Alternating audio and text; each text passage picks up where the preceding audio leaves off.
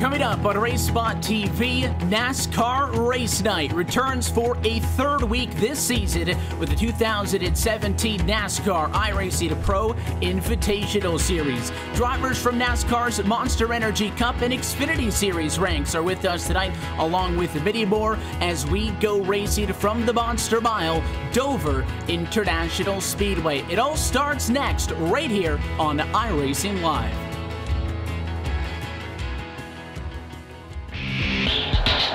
It's where fans shout. It's where cars scream. Where every color is represented, yet it's all red, white, and blue. It's high-flying, eye-popping, rip-roaring fun. The kind you wait for. The kind you live for. The kind you never, ever forget. Dover International Speedway. Experience traditions. Cemented in Dover.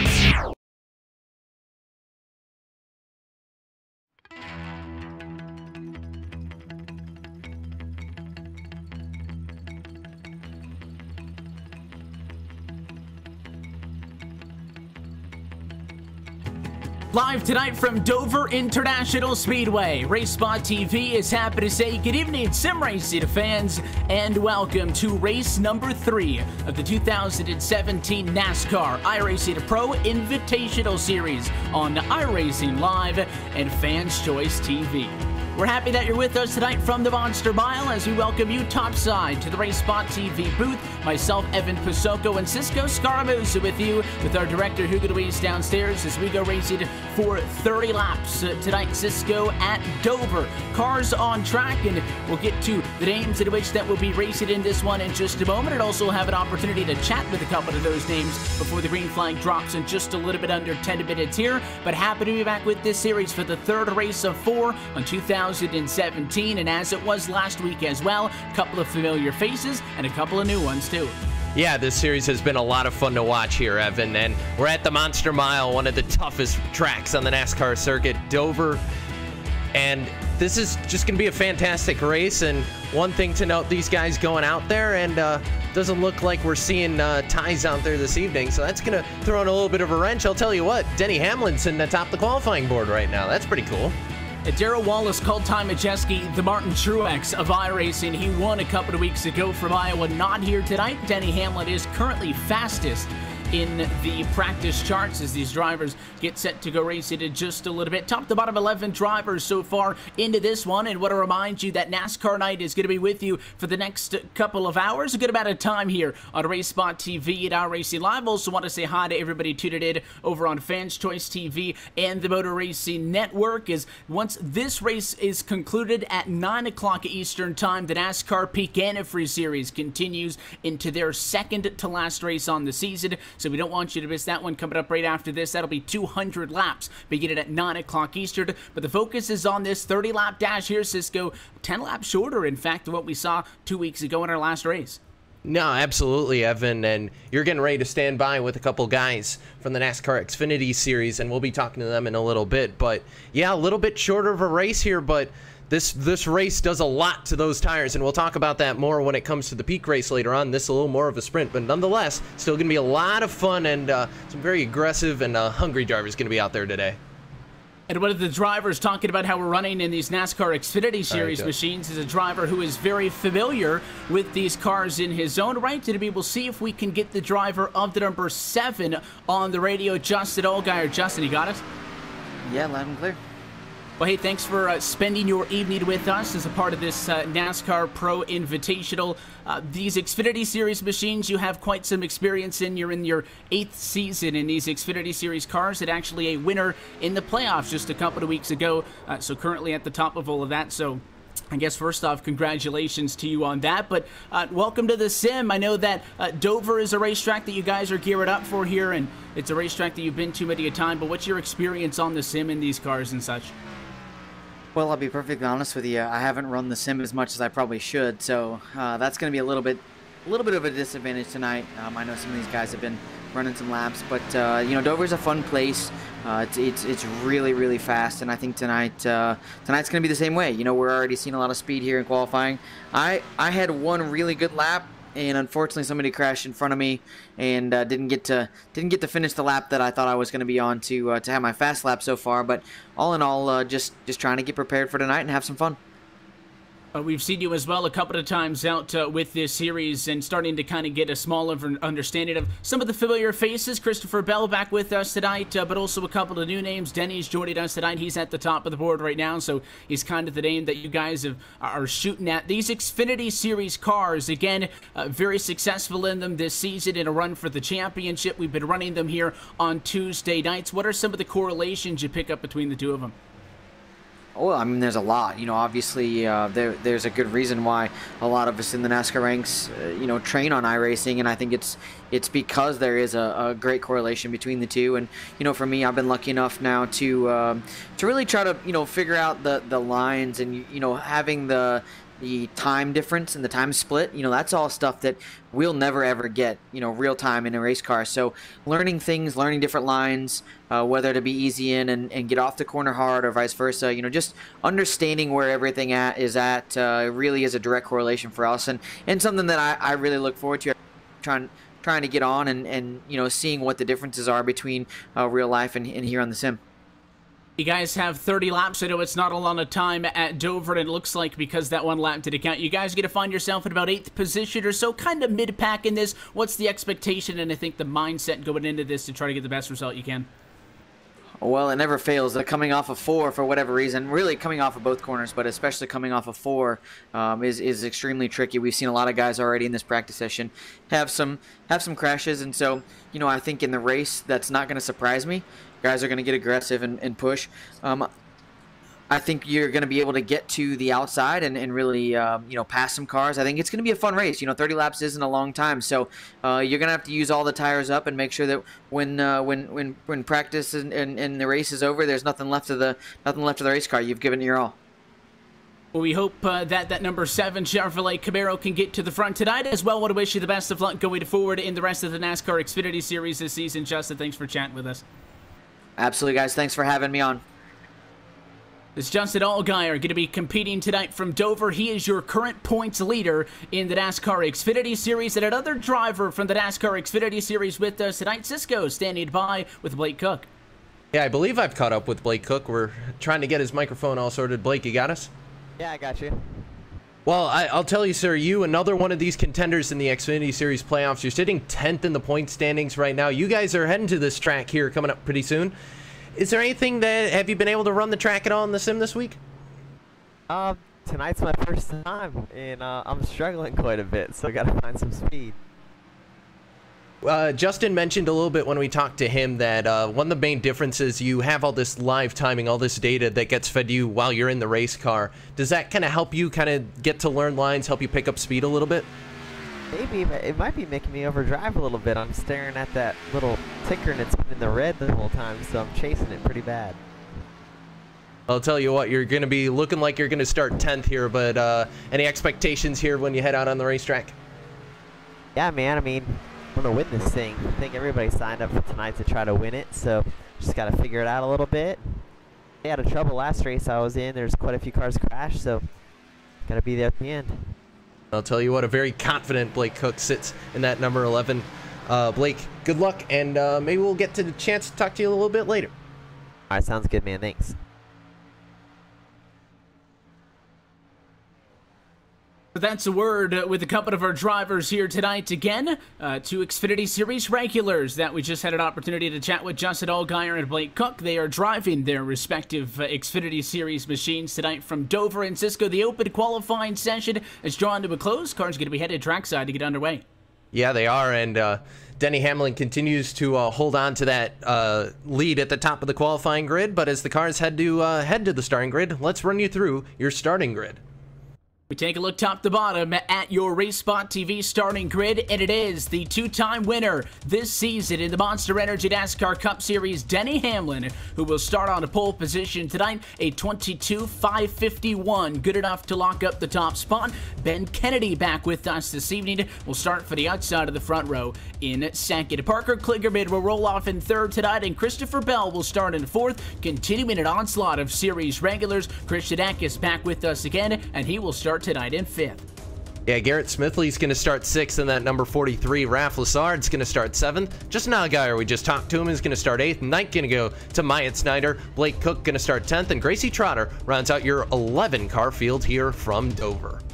Look top to bottom at your starting grid. Let's talk about this Dover International Speedway. 24 degrees of banking. The biggest difference comparing this track to any other on the NASCAR circuit is it is a concrete surface. It races differently. Rubber gets put down a little bit differently. Not going to be a huge factor in this 30-lap sprint as it would be, say, when they go racing there this weekend in the Xfinity and the Cup Series for the likes of those drivers here tonight that will be competing this weekend at NASCAR's top ranks. But nonetheless, going to be an exciting one. Dover is always a racetrack that brings out that aggressive nature in a driver. It does, and it also means there's not going to be a whole lot left of that right rear tire when this race is done. These guys, this track chews up tires, and these guys going to have to make sure they hold on to these race cars for a little bit of a sprint race, but nonetheless, tire management still very important here on the sim. The field rolls now behind the iRacing.com official pace car. Doubled up top to bottom, 11 drivers with us tonight from Dover. And again, want to thank you for joining us for NASCAR Night on iRacing for this third round of the NASCAR iRacing Pro Invitational Series as we get set to go racing for 30 laps tonight from the Monster Mile. So, on the front row, Ben Kennedy has been with us for a couple of weeks so far this season and has a little bit more seat time on a regular basis in these cars. And with the cameras on with us on Tuesday nights, we will see if he has anything for the Cup Series regular. Denny Hamlin on the inside of the front row as we bring it at a turn number 4. Happy to have you with us this evening at RaceSpot TV and to iRacing Live. Denny Hamlin going to be the control car as he heads to the race start box and takes the Barricade at all. Green flag as we are underway. Yeah, already gaining single file. Denny Hamlin got a great jump on the start there, side by side. Meanwhile, Parker Kligerman going to get around Chris Bell in that number 6. He's stuck on the outside. Got to make sure he doesn't get freight train. Now to the bottom side goes Parker Kligerman, the number 9. Maybe looking to get to the inside of Ben Kennedy. It's an aggressive move, forced it on, he 6 up, still 2x2x2 for second on back. Here comes Parker Kligerman up the inside. He will get P2 from Ben Kennedy, set his sights on Hamlin as now Smithley to the inside in a battle for third.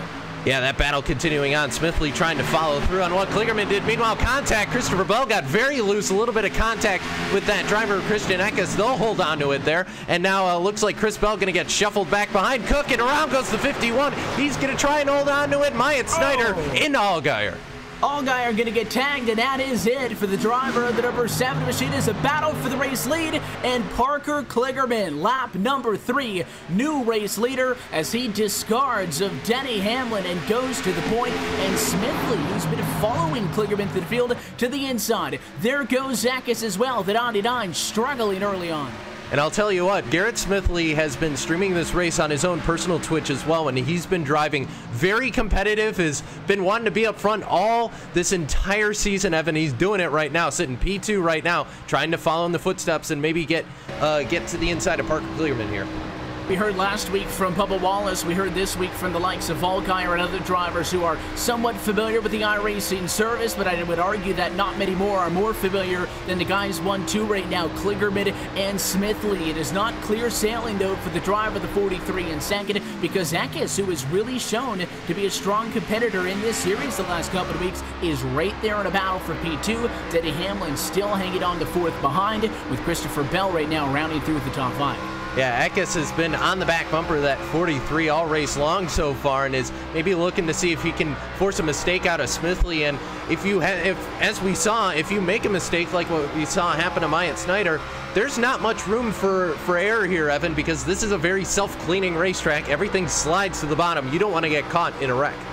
Allgaier learned that the hard way. 3 drivers with issues early tonight. Myatt Snyder 1 lap down in 9th. Justin Allgaier 3 laps down in 10th. And Rafael Lassard in 11th position, 4 laps down. Nobody out of this race yet. You saw the big hit that the 7 took. Allgaier's been able to get that car fixed, back out onto the racetrack, but lost a couple of laps in the process. The battle up front, though, still very much active. We noted that 30 laps at Dover is not a lot of time, especially when you compare that to the length of races that these guys are going to be running this weekend in NASCAR. Also, the 200 laps that we're going to see here in just a little bit for the NASCAR Peak Antifreeze Series. But it is still a good amount of time to do something. Look at Smithley really dig and brush the fence that time, but at 2, he's keeping Kligerman honest. The top 3 drivers with only half a second apart. Yeah, and this is going to mean these guys starting accordion together, and that's going to mean they're all going to be next to each other, and if something happens here, there's not really going to be a whole lot to maneuver. It does mean, though, if you want to loosen up that guy in front of you, you have the opportunity to do so, Evan. Yeah, well, we saw that happen right off the bat with Kligerman, who made a move to the inside. Didn't really wreck Ben Kennedy. I'm not sure if he got into him, but he got awfully close, right leaning on that left rear quarter panel, and he worked his way through. Sometimes if there is not a passing lane, especially at a racetrack like Dover, you simply make a passing lane, and Kligerman's car nice and clean out in front. Smithley's had a little bit more of a physical fight up front, does have some back-end damage, but he is closing the gap now, and I feel like an ensuing battle for the race lead is upcoming. Issues just a lap ago, though, did run it out for Gracie Trotter. The 5 machine got heavy damage in 1 and 2. She's brought that car to the pit lane. She's going to get back out there. Yeah, she's got a backup car, so she'll be able to head back out there with a fresh car. And you see, this is going to be a little bit interesting as Kligerman gets very close to the fence there, but Smithley, I think he's got the Jaws music on already because he's starting to close in. He's just kind of lurking right now. He's waiting until a little bit later in the run to see if maybe he can take a run at Kligerman, maybe jump to the inside towards the end of this thing. And Eckes is slowly falling out of this battle. He hasn't really lost any time. He's still right there at about 5 or 6 tenths of a second back. But Kligerman is starting to lose some time to Smithley. And you look at the course of this race, almost at the halfway point right now, working at lap number 12 of 30. The 43 can keep up this constant pace. He should be able to get to the 9. But Dover is a racetrack that is incredibly difficult to be consistent on the lap times, lap in and lap out. It's a racetrack that lends itself to you making some mistakes. We've seen both of the drivers up front get very close, if not into the wall, at a turn number 2 already tonight. So this one is far from decided. Kligerman now starting to stretch it back out a tad. Yeah, also a little bit of a battle we've been seeing kind of on the peripherals of the shots here by Hugo Louise. You see Ben Kennedy and Christopher Bell going at it right now, and also a battle up for that second place position. Eckes closed the gap on Smithley, and it looks like that means Parker's been able to open up that gap a little bit, and Smithley's kind of fallen back to the driver of the 15. So 2 battles going on right now. That battle, though, for second, a lot closer. Eckes is there.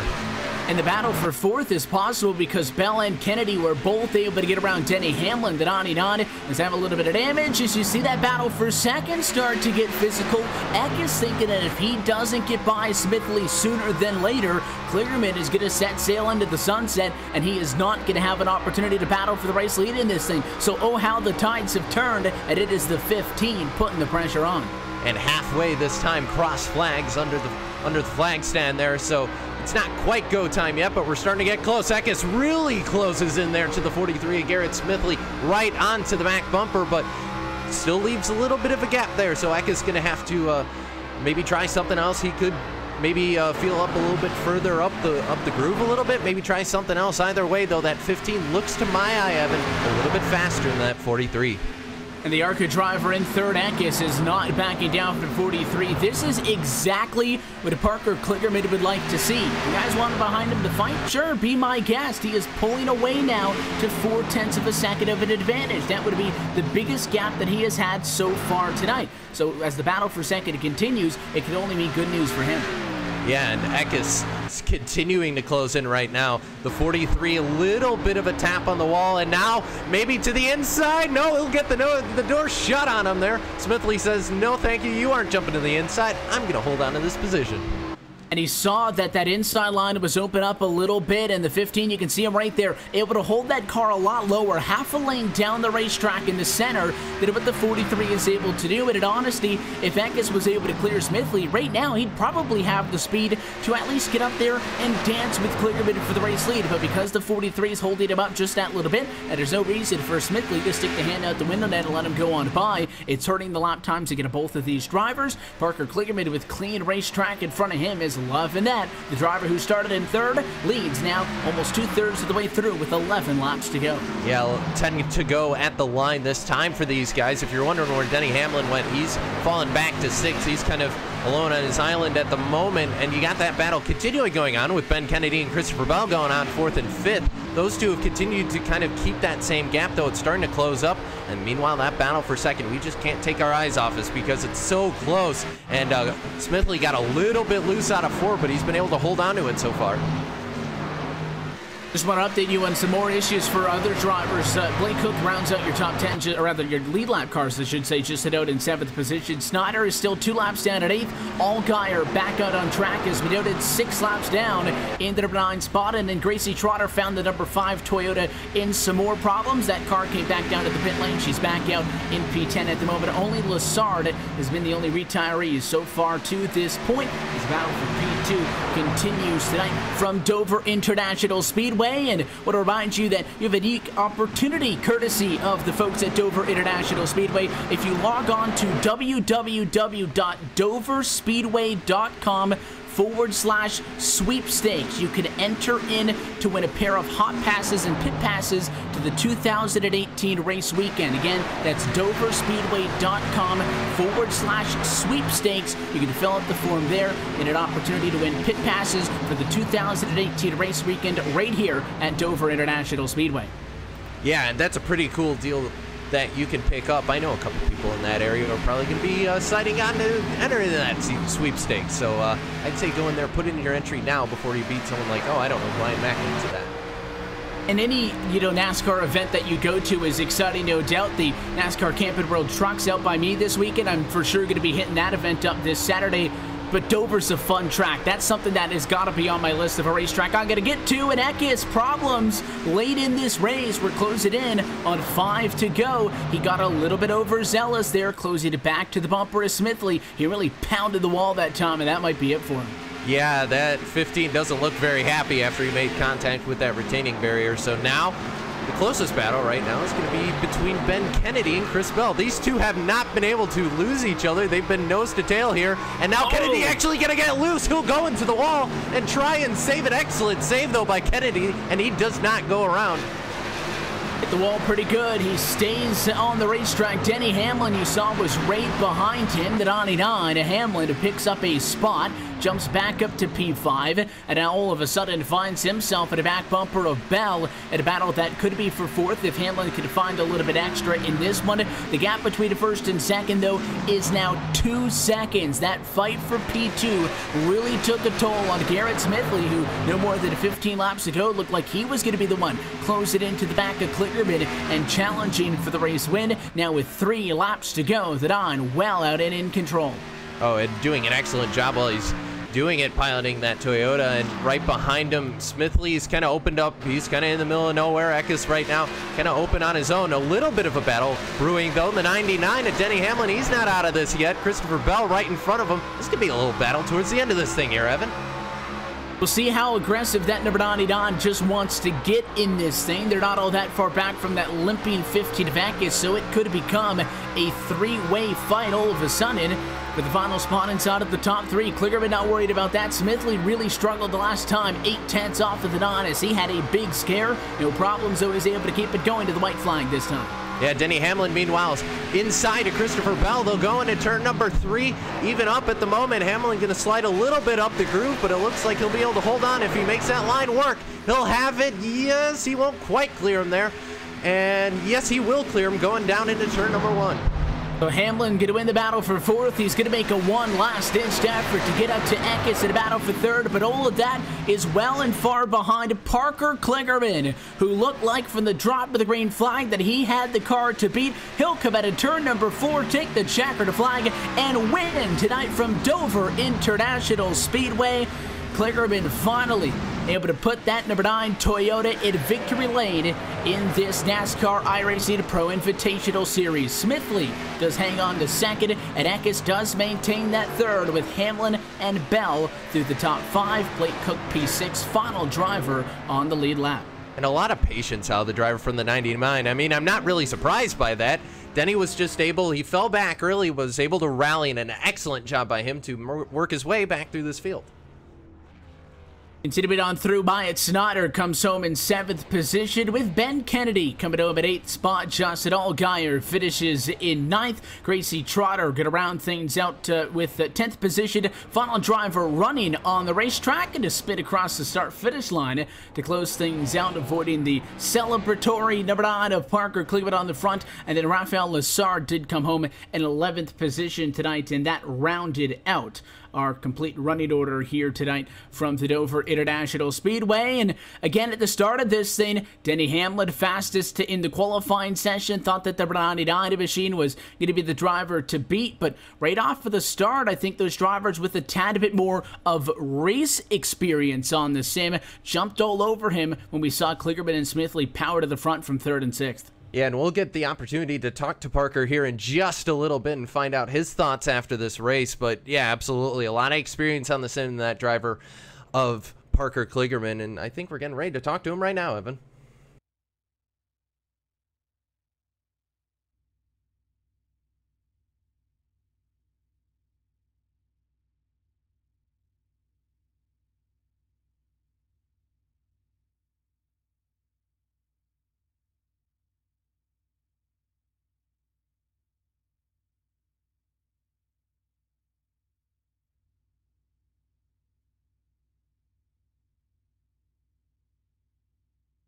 Who kind of followed you up to the field, showed no remorse right off of the start, and it kind of powered your way through early. Yeah, that was I'm not sure what happened there because you know, after Denny and Ben Kennedy were so fast in qualifying, I was kind of thinking that I was most likely going to be relegated to 3rd there, but they both were just taking it so easy in those first couple laps. I was able to just hook the bottom and get the inside of both of them, and then from there, it was just taking care of the right front, you know? So that's what you got to do at this place. And the pace slowed down a ton, and I expected someone to come after me, but they never did. I think the biggest surprise here is that I said it to all the drivers in the server, I'm just quite hungover, so I'm really surprised against this talent level to be where I am right now. But, hey, that was a lot of fun. Thanks for having me.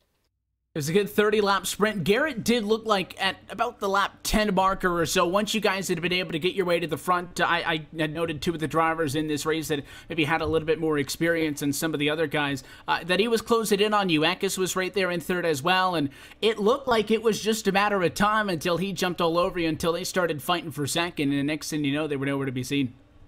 Yeah, I mean, I was just trying to manage the gap. You know, as I said, I was just taking care of the right front, so you just don't want to get tight in these in iRacing a lot of times, and just generally at Dover, you know, you slow down. So I was looking at them, and you know, the gap was like about 7/10, 5/10 there for the whole most of the run, and then right at the end, I saw them starting to race, and I started maybe pick up the pace a little bit, and was able to kind of stretch the gap towards the end. So I know them, if they maybe didn't get side by side, Garrett might have had something for me, but you know, they obviously did, and it didn't work out for them. But I don't know, that was a lot of fun. Once again, I'm surprised. I really didn't expect to win this, so really cool. I haven't won since May ARCA race last year, so this has been a long drought. I'm excited. Well, for what it's worth, you can now add race winner in the NASCAR iRacing Pro Invitational Series to the resume, getting the job done here at Dover. We'll let you take off, and we're appreciative of your time, Parker. Before we do, though, anybody you want to say hi to while we got you? Sure thing. Yeah, just thanks to NBC Sports and NBCSN for obviously the great broadcast we try to give you guys each week. And be sure to tune in this weekend for Real Dover. And then lastly, I just did some YouTube stuff for the first time today. If you want to check out Parker's Parking Lot is my YouTube channel. So thanks all for having me. Appreciate it. Winner tonight from Dover, Parker Clearman. Parker, thanks for chatting with us. Congratulations once more, and hopefully we'll catch you again in 2 weeks. Sure thing. Look forward to it. Race winner tonight, Parker Kligerman. Do want to remind you again, coming up at the top of the hour, the NASCAR PEAK Antifreeze Series, right back here at Dover as we continue into our post-race coverage tonight of the NASCAR iRacing Pro Invitational Series. On the flip side, Cisco, of that fun battle for the race win, Garrett Smithley had a competitive car, comes home P2 tonight. Your trackside with him. Yeah, absolutely. Garrett was on the opposite side of that battle with Parker Kligerman. But Garrett, you were up there. You worked your way up there. It was a really, really cool pass. You were all together kind of at the start of that race, and you were able to just stick to the bottom, made the car stick, and excellent passing. How was it out there, man? Oh man, it was a blast. I'm so surprised that I said to my roommate who was sitting right next to me, I said, I think this one is going to be battle of attrition because, you know, it's the Monster Mile. You can get loose off the corner, slap the wall. You just have to drive so aggressively at this track to be fast. And I was so surprised. I mean, that was probably one of the most, you know, racy races that we've had, you know, in this series. So it was like, it was a lot of fun. Awesome start, you know, qualified sixth, and I knew if I was able to keep it clean that I'd have a shot, but to pull away like that, we were catching Parker there at the beginning, and I think I slapped the wall a couple times, and it kind of slowed us down a little bit, but yeah, it's just so much fun. And you know, once upon a time, it's interesting because we got to cover one of your series that you ran here on iRacing for a little while, and I know you've been able to stream these races on Twitch. Are you able to spend as much time on the sim nowadays with the Xfinity duties and all that sort of stuff? It's so tough when we're gone every single week on the Xfinity schedule. I told somebody this weekend, or this past weekend at Kentucky, we're towards the end of a 19 race in a row run without a break. Since May, we've been on the road somewhere every single weekend, and I think we finally do get a week off after Charlotte week. I think it's the second weekend in October. But I mean, I've been online racing, I mean, since before I even started racing. Bandelaire's a Legend cars when I first started, but I love it. It's so much fun. You know, we did a little bit, some stuff with some of my other sponsors, real world sponsors with Ascors, and we did some other stuff earlier last year, and you know, now I'm starting streaming. I stream this live. I'm actually streaming right now on my Twitch channel, Twitch TV /G Smithley 43. Shameless plug, but no, it's so much fun getting out here running. I remember before I even got into NASCAR, I remember watching before when iRacing did the Pro Invitational for the one race, and then now to get invited to do this series, and you know, now 3 races in, I really hope I talked to Otto, and I was like, I really hope that they put a 1.5 mile track in, because man, I got something for him on these 1.5 mile tracks on iRacing. I'll tell you what, Garrett, it was a great run for you out there. Hashtag number nothing, making it happen here at Dover. Any last minute shout outs anyone want to say hello to here before we let you go? I think we had Fame on the car. I don't have Training Paints downloaded right now. Again, just, you know, being so busy, it's tough. But I think we got Kentucky Fame and Fame on the car. And just, you know, it's just so much fun. Thanks to NASCAR and iRacing to put this on. And then all the drivers that come out, you know, we have a blast doing this stuff. I hope that we can continue doing this maybe in the off season and doing some more of this with some of the real world drivers that we race on a weekly basis. And, you know, cool to race with Denny, and cool to race with Justin Allgaier and Blake Cook and some of those guys that we get to race every weekend. And you know, I told Parker, I said after the race, I was like, you should win this race because you get to do this every week, you know, on iRacing on NBC. So I know he was joking around with that, but now we have a good time, and hope to do it again in a couple weeks. Well, it's Garrett Smithley, driver of the 43. Finish the second here from Dover, and Garrett, we'll see you around, man. Appreciate it. Thanks, guys. That's a word with your two top finishers here tonight from Dover. Let's take a look top to bottom one more time at your Race Spot TV full race results tonight from Dover. The third race on this NASCAR iRacing Pro Invitational Series. Parker Kligerman started from third, but he led most of the laps and controlled the pace of this race en route to his first win in this series. Garrett Smithley, you just heard from him, came charging to the field. One of your biggest movers this evening goes 6th to 2nd to get a top 2 finish this evening. Christian Atkins, series regular, coming home in third tonight. Denny Hamlin started on pole, fell back to 6th at 1 point, is able to recover for a P4 finish. And Christopher Bell once again with us tonight. Another solid result for the 6th team in 5th. Yeah, absolutely. 6th going to go to Blake Cook, 7th to Myatt Snyder, 8th to Ben Kennedy, 9th to Justin Allgaier. Rounding out your top 10 is Gracie Trotter, and then Ralph Lessard rounds out your 11-car field. Said it once already, and again, I want to remind you that if you go to doverspeedway.com/sweepstakes, you could enter to win pit passes to a 2018 race weekend right here at Dover International Speedway on the real world side of things, not on the sim. You're welcome back here anytime, but again, that's doverspeedway.com/sweepstakes, and you can enter in. All you got to do is enter in your email, your first, your last name, and you could also choose your favorite drivers. Some of them may have been competing here tonight, and as we start to look to close out now this third race on this series, Cisco, and look forward, 3 down, 1 more to go, but NASCAR night is far from done here on the Race Spot TV, iRacing Live, of course, with our friends at Fans Choice TV and the Motor Racing Network, because the NASCAR Peak Antifreeze Series is going to be coming up next, and we're sticking right here in Dover, Delaware for that one. Yeah, and from what I've heard, a lot of guys out there practicing already and trying to find a lot of tire conservation. That's going to be the name of the game here in about 20 minutes or so. So that's we're looking forward to that. That's going to be a lot of fun. It is the second to last race of the season, and it is an elimination race as we head into tonight's NASCAR Peak Antifreeze Series event with 7 drivers vying for 3 transfer spots into NASCAR's only official eSport sanctioned series. Is final and only, for that matter, first time ever. It's a playoff, and we will learn the name of the 4 drivers who will fight for that championship at Homestead, Miami here in just a little bit. But until then, on behalf of the entire team here at Race Spot TV, for Cisco Scaramuza, Hugo Luis, and myself, Evan Pisoko, I want to thank you for tuning in to the first part of NASCAR Night. Coverage of tonight's NASCAR iRacing Pro Invitational Series on iRacing Live, and congratulations to Parker Kligerman, your winner from Dover, 3rd different winner in 3 weeks of this thing. The night is just getting underway. When we come back, we will stay here at Dover, but we transition over to our coverage of the 2017 NASCAR Peak Antifreeze Series, powered by iRacing. That one is right here on iRacing Live. Keep it dialed in, and we'll be back in a moment.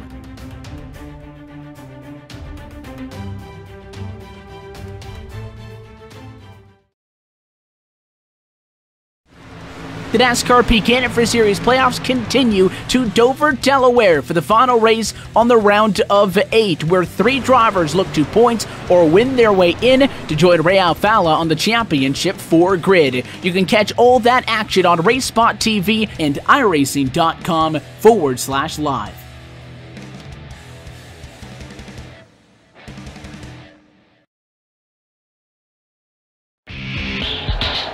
It's where fans shout. It's where cars scream. Where every color is represented, yet it's all red, white, and blue. It's high-flying, eye-popping, rip-roaring fun. The kind you wait for. The kind you live for. The kind you never, ever forget. Dover International Speedway. Experience traditions. Cemented in Dover.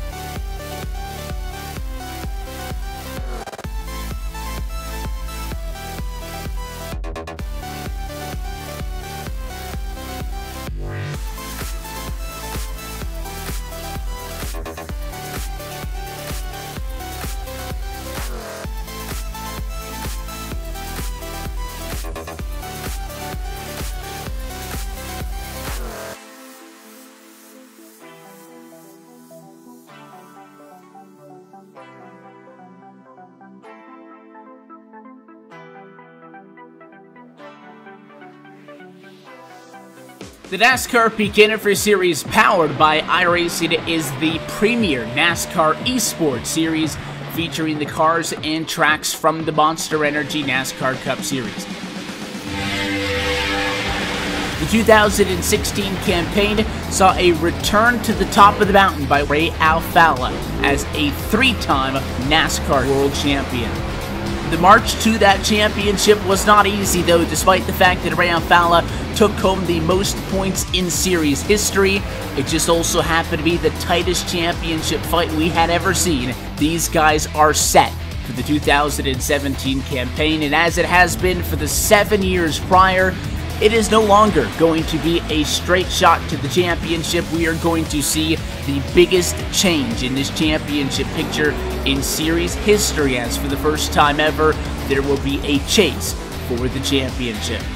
We're going to go into the Homestead Miami Speedway at the end of the season with the 4 best oval sim racing drivers in the world absolutely tied in the championship. You just got to beat the other 3 guys out and you will become an official NASCAR champion. You're going to get yourself a NASCAR championship ring and, of course, $10,000. These are the iRacing eSport World Championships, the pinnacle of sim racing competition. You can catch it all season long, live coverage on iRacing.com/live.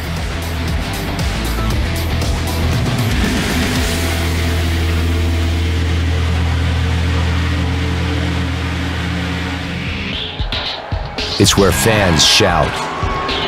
It's where cars scream. Where every color is represented, yet it's all red, white, and blue. It's high-flying, eye-popping, rip-roaring fun. The kind you wait for. The kind you live for. The kind you never, ever forget. Dover International Speedway. Experience traditions. Cemented in Dover.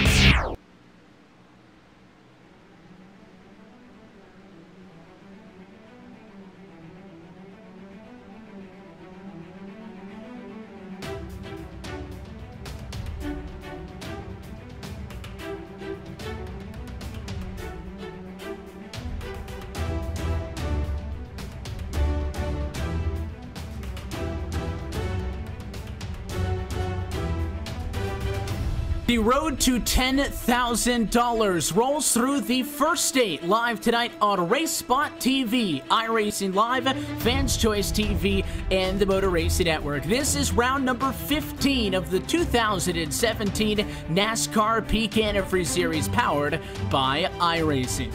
Happy to be with you this evening for the Dover 200 from the Dover International Speedway, where we say good evening sim racing fans and welcome topside to the RaceSpot TV booth. Myself, Evan Pasoko, alongside with Cam Walsh, Tim Terry, upstairs making a call with you. And as always, downstairs, our director, Hugo Louise, is twisted and tweaking at dials and bringing us to you this evening. And Tim, tonight, we head to Dover. Most importantly, the context of tonight's race, the last race on the round of 8 in the playoffs, as we get set to figure out who will be the 4-driver winner-take-all championship grid for the season finale in 2 weeks' time. In short, Ray Alfala is locked in. He'll race for a championship at Homestead. There are 7 other drivers. 3 spots are on the line to join Ray Alfala. Dover is a unique racetrack. You really have to manhandle your car around here. This one is going to be good. We're going to see who locks himself in to vie for a championship. Bobby Zalenski comes into tonight only 3 points above the final transfer spot into the playoffs. We chatted with him a little bit earlier tonight to get his thoughts on tonight's 200-lap affair. And we're down with the driver of the number 83 machine, Bobby Zalenski. Bobby, you guys came off of a little bit of a rough go 2 weeks ago at Chicago. A finish outside of the top 15 means that tonight you guys come in right on the cusp, only 3 points to the good in the final transfer position. What's the objective tonight at Dover? The objective's really just do as best as we can. This is a really good track for me. It's probably my best oval. Setup's feeling really good tonight. For tonight, so I'm just gonna aim for the first position, you know, and see what happens. You know, there's gonna be a lot of fast guys out there, and we gotta make sure to be in front of everyone behind us, basically, and hope that one of those 4 behind us don't get in victory lane, or we're gonna be in trouble unless we finish at least 8 points ahead of Clamp. So it's gonna be complicated tonight for sure. But I'm just gonna do everything I can to win. So it's gonna be a fun one. And the easy way for you guys to get into Homestead is, as you just said, to get the win. But there's so many different possibilities here. If somebody from below you in the points wins, you would then have to get up in front of Logan Clamp. And if none of those guys do, you just have to beat the likes of Vincent and Richardson by 3 or 4 spots. That could be changing lap by lap, but just the fact that we're at Dover, a racetrack that, despite the fact that it's a mile in length, is going to be chaotic over the course of the night. Are you going to be asking your guys at the team to be letting you know over the course of the run, here's where these guys are running, here's what you got to do, and giving you updates, or you do not want to hear any of that? Oh yeah, I'll be asking them a lot, specifically when they're pitting, because if we get some green flag runs, I'm going to probably want to be on the same strategy as them no matter what. Because of the opportunity of a caution coming out right in the middle of the cycle, at least I'm with them instead of, which is what happened last week. The reason we finished back in 18th to the top 10 is we pitted, the caution came out right after we went back to P30 after running top 10 all day. So I'm going to be wanting to stay on strategy with those guys as much as possible, just so I can have the same fate as them. And it's just too risky for me to try something else. Well, coming into this race, your name is in the green, and for your sake, by the end of 200 laps, we hope that it stays above that cut line. Bobby, best of luck tonight. Thanks for chatting with us. Thank you. So that's a conversation with the driver who is 4th in the championship. We'll talk more about points. First, let's go trackside and take a look at tonight's RaceSpot TV starting grid. Pole position tonight belongs to Logan Clampett with a 26.59. Will lead Zach Novak to the green flag. Bobby Zalenski starting 3rd. Ray Alfala 4th. And Alan Bose inside of the top 5. Jake Sturgis with 6th spot tonight. Back on row 4. Cody Baez 7th. And BJ Sturgis at 8th with Mitchell Hunt. Ryan Luza, your top 10. Chris Oberlin, Kenny Humby just outside of the top 10 and qualifying. Dylan Duval, Alex Bergeron, 2 Canadians on the next row. Nolan Scott, Will Cooley, Corey Vincent, there's a championship contender in 17th. Taylor Hurst, Andrew Fash 3rd, and Christian Chalner trying to lock himself in with a win in 20th. 48 car starts in 21st position. That's Chandler Kreisig. Derek Bordeaux starting in 22nd. Byron Daly starts 23rd. Michael Conti, he starts back in 24th. Philip Diaz 25th. Casey Tucker 26th. Nick Ottinger, he will start from 27th. Joe Linarillo will start from 28th. Ryan Schoenberg will start 29th. Marcus Richardson will start your top 30. 30th in the back, Marcus Richardson is right there with Blake Reynolds in 31st, Jimmy Bullis, David Rattler, Tyler Hill, and Adam Gilliland through 35th, Chris Sherburne, Timmy Hill, Jake Nichols, Josh Berry, and Ryan Lowe through 40th, with Matt Busa and Michael J. Johnson in the back at 42nd. So into tonight, Ray Alfalla is locked into the championship. Ryan Luza has 26 points up in second, Clampett is 11 points up in third, and Zelensky is 3 points up at fourth. The drivers below the cut line, Vincent -3, Richardson -4, and Novak and Challet are outside by 30 or plus points. Basically need a win if they want any shot at fighting at Homestead in 2 weeks' time. But as always, we're happy that you're with us tonight on RaceSpot TV and iRacing Live. Pace car down and in, and Logan Clampett is gone. He's trying to run all the way to Homestead as we go green from Dover for the second to last race on 2017 and the final of the round of 8. Yeah, he's about halfway to Florida right now with that jump on that start. The 15 of Zach Novak on the outside of the 83 of Bobby Zelensky. Then the driver that's already locked into Homestead, Ray Alfalla in the 2 finds his way into 4th with Alan Bowes in 5th. There's a driver who's had a terrible season since the first couple of races, Evan, looking to turn it around in the 21. Alan Bowes looking to play spoiler.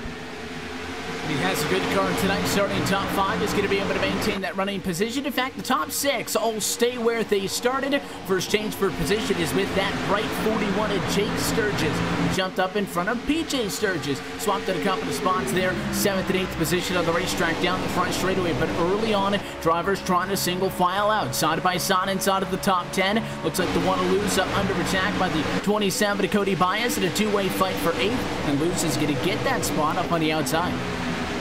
Yeah, and it looks to me like the Sturgis brothers are here and ready to fight as they're going on the inside of Alan Bowes is Jake Sturgis. These guys really haven't had the best season that they could want. Could perhaps they play spoiler here at Dover International Speedway and end up taking the win away from one of these playoff drivers right now. Logan Clampett, though, he has got Zach Novak all over his rearview mirror as they're going down the front stretch one more time.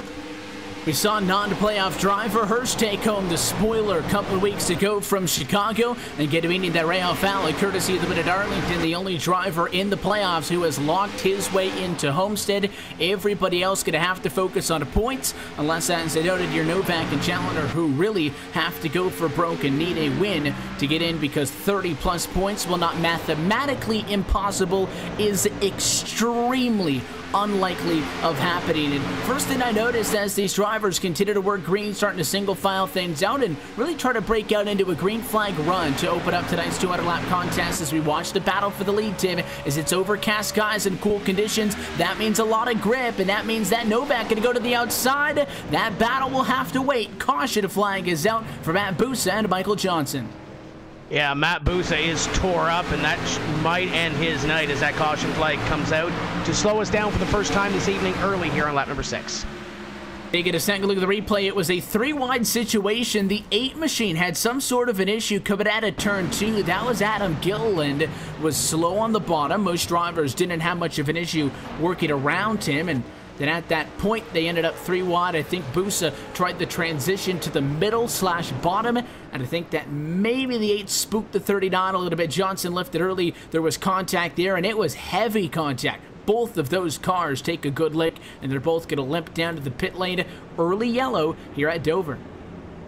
And for Philip Diaz, I mean, how lucky can you get? I mean, that was maybe at best half of a foot between the rear spoiler of Philip Diaz's number 94 and the wreck that was going on behind. And it did only manage to collect 2 vehicles. That had the opportunity to really take on 3 or 4. Tyler Hill ended up picking up some damage from that. But yeah, Matt Busa and Michael J. Johnson, I'm pretty confident those guys' days are both done. Everybody, interestingly enough, we've only ran 7 laps under green. Everybody's coming down pit road. And it is interesting because the point that I was going to make right before that yellow came out was that it is rather cool track temperatures. Only 70 trackside compared to the 69 atmospheric condition. Because it is so cloudy and overcast skies with these realistic weather settings, you would think maybe the track would be a little bit less abrasive, although a little bit less abrasive than what Dover normally is still pretty dang tough on the tires. And everybody down pit road, the 44 to the number 1 pit stall. Looks like they're going to go with right sides only for a couple. Clampett wants to stay and take 4. The 2-tire call for Novak wins pit road. And Luza comes off in front of the 44 Clampett as well, but interesting strategy by Corey Vincent, Ray Alfala, and Bobby Zelensky. They all stay out on the racetrack. Obviously, Zelensky and Alfala were in the top 5 at the time. Maybe they thought that some of the guys behind them would stay out on the racetrack, more than one, which was Corey Vincent. We'll see how it plays out, but obviously, as you mentioned, Evan, still early in this race, and we talked to Zelensky, or you did a little bit earlier on, and he's that driver that's up into the bubble right now. He is good, but he needs to make sure that he stays there to lock himself into the Homestead Miami Speedway for the finale. The best way to do it would be to win this race tonight. A win erases all your worries, and it is a free trip to Homestead. And again, once you get to that point, that season finale race is going to be right here in just 2 weeks' time on Tuesday, October the 10th. We have seen races, including the finale from just 1 year ago, be down to the wire for the championship, but this is the first ever time that the playoffs have been a part of this NASCAR Peak Antifreeze Series, and it is going to be the 4 drivers. Ray Alfala, we know, is going to be one of them. The other 3 still yet to be determined. You would have to think that, you know, the likes of Luza, a very comfortable spot, 26 points up and such, but you can never say never in a 42-car grid if you were to have a bad night. But that race at Homestead, 4 drivers, no bonus points, none of that matters. There's no playoff points transferring in, and I guess I was going to say there is no win and you're in, but I guess there is, Cam. If you win, you got the job done, because the highest finishing of those 4 playoff drivers in 2 weeks' time gets the $10,000 check and a NASCAR title. Yeah, absolutely. We basically saw the same situation last year between Ray Alfala and PJ Sturgis. This year we get to double that, and we get 4 drivers that are all going to be in the that final playoff push at Homestead. And if anything, we've seen Homestead Miami Speedway manages to deliver fantastic racing year in, year out. That's why it's on the end of the schedule. And I personally, I can't wait, but we got to get through Dover first. And already, interesting enough, everyone coming in getting tires. Tires sort of fade away fairly quickly here, but we'll have to see. Lights go out on the pace car. How everybody that didn't take tires, that's your front 3 cars, are going to go. And Novak, who won the race off of the pit lane, went with the 2-tire call. He is 4th position for this one. The driver who was the first off on the 4-tire call, the 44 of Logan Clampett, who was in that number 1 pit stall, lines up for this restart in the number 6 position. So I believe it's going to be no tires for 1, 2, and 3. 2 tires for 4 and 5, and then 4 tires from there on back. Maybe somebody like a Michael Conti, who jumped up from 24th to 10th, may have taken 2 tires, and that call may just get lost in the fray of things, but at least up front, that's breaking down who is on what strategy, and we're going to get a good look here at just how important tires are going to be if there's a big difference between those with fresh Goodyear Eagles and those who did not get them after only 6 laps. I can promise you it is going to be a busy night down on the pit lane, something that ended up being a determining factor and who put it in victory lane just 2 weeks ago. But Bobby Zelensky is going to get his turn up front, and he's going to set sail as the green flag flies. Chatted with him post-race about his 3-point advantage, and he's out in front now for the first time to turn 1, leading that time by and leaving a fight for second behind. Vincent was able to get into the hole that the leader left, but now Ray Alfala on the outside will take that run and move it to second. Novak will go to the outside and move to third. We saw him try to make a run for the lead on Clampett before that last caution flag came out. He was using the outside line before that yellow flag flew, and now he'll try to do the same on Ray Alfala. Ryan Luza behind will move up 1 more spot and close in on this battle for second. And you can see just how slow those 2 side-by-side were. Luza came charging off a corner 2. He immediately goes to the outside, as well as to the race lead goes Zach Novak, new race leader at lap number 13. The other driver on the 2-tire call, Luza, looking to follow suit, get up to P2. Alfala is not going to give up on the inside, but he can only do so much. And he will now drop back to 3rd. And here comes the 44 for fresh tires, trying to snag 3rd. Yeah, and actually, it'd be a little hard to believe with how much of a jump Bobby Zelensky got. He's actually the one that's leading, so it's the leader of the pack currently is Zach Novak. But you know what, though? That last lap, Zach Novak, after making that pass, it wouldn't be too long, I don't think, perhaps until he might be the leader of this race, because his last lap was about 0.2 a second quicker, and he is closing like a shark in water already on the rear of Bobby Zelensky. Now, of course, these guys didn't manage to come in and get tires, so Zach Novak perhaps a little bit quicker, but we'll see how long this lasts. Perhaps those tires, they seem to wear off fairly quickly. I was talking with Bobby Zelensky, that number 83 car, just before the race, and he said maybe about 15 laps you got on these tires before the handling characteristics start changing. That's where Zelensky is at on his tires. Novak, well, he's halfway there. He's probably going to pull to the inside or the outside, see if he can get around fairly quickly. He's got the speed. Let's see if he can do it. The Infinite Creative Solutions Toyotas like the top tonight, and Zelensky going to slide up and shut the door. A reverse slide job, if you will, to make a defensive move at a turn number 2 to shut the door. Zach Novak gave him a shot to the back end, and the battle for the race lead going to continue. This is going to bring Luza into this battle. Again, the 2 drivers, 2nd and 3rd at the moment, made rather quick work on Ray Alfalla, who had no fresh tires. Zelensky, no fresh tires either, but may have a small advantage of being out in front and having the clean air, but it really looks like Novak is not in any scenario to force his way to the bottom. He's been liking the top side. The 83 goes up to take that line away, crossover down to turn number 1, and smooth in 1 and 2 is Zach Novak, and he'll pay the favor back right up in front of Zelensky as he takes the race lead. Novak had such a clean run off the corner to take that inside line away from the 83 of Zelensky and take the lead right here. New leader Zach Novak, completion of lap 19, and begins to pull away by 2 lengths over car number 83. We'll see from behind if the one of Ryan Luza or anybody else can make the move on the 83. The 83, the attitude of the 83 car off that corner just looked a little bit mean. The 1 car going to sweep to the inside here. Ryan Luza going to go side by side and try to take it away from the 83 of Zelensky, but it looks like here, at least these last couple laps, Evan, the 83 has had his hands full.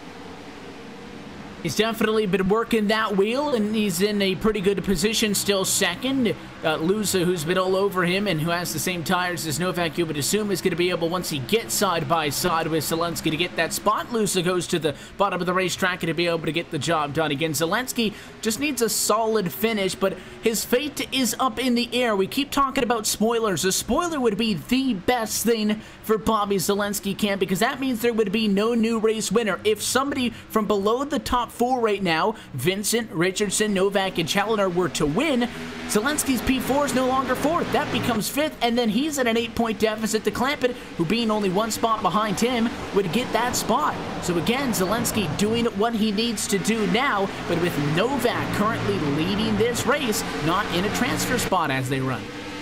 No, but this is interesting though, because you've got your front 5 cars are all in the playoffs, and then you've got Christian Challoner way in the back in 31st. I mean, he started 20th. He is not really having a good day in the traffic. Might be conserving that car, so you might not know what that number 78 Toyota does. But he seems to be having some troubles near as Chris Shearburn's even looking to get on his inside. As Chandler, he's finding himself in traffic, not the day he's going to want to have, but literally everybody else in the playoffs is up front. Bobby Zelensky now fighting back on Logan Clampett as they're going past the start-finish line and into 1 and 2, but Logan Clampett, no surprise here, should have the position coming off the corner.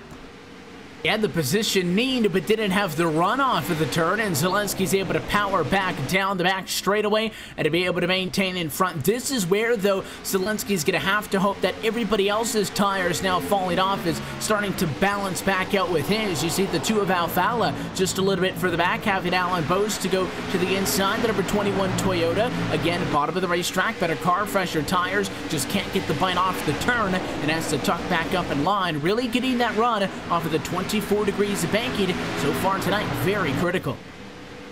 Alan Bose gets a run on Ray Alfalla in the 2. Alfalla came close to getting the wall off corner number 4. A little bit of a bobble for the 4. It is the Alan Bose number 21 takes that peak to the inside. They come off of corner number 2, and car number 21 of Bose just can't get that run on that inside line to complete that pass. Behind them, PJ Sturgis, Jake Sturgis, a part of this battle as well. Then it's a little ways back to Corey Vincent, who's a part of this championship fray. Alan Bose, though, determined to make that pass on the inside. He might have it here if he can get the run up off corner number 2. Clears the 2 in the middle of the corner. He'll have it. The 2 of Alfalla not able to get back at him.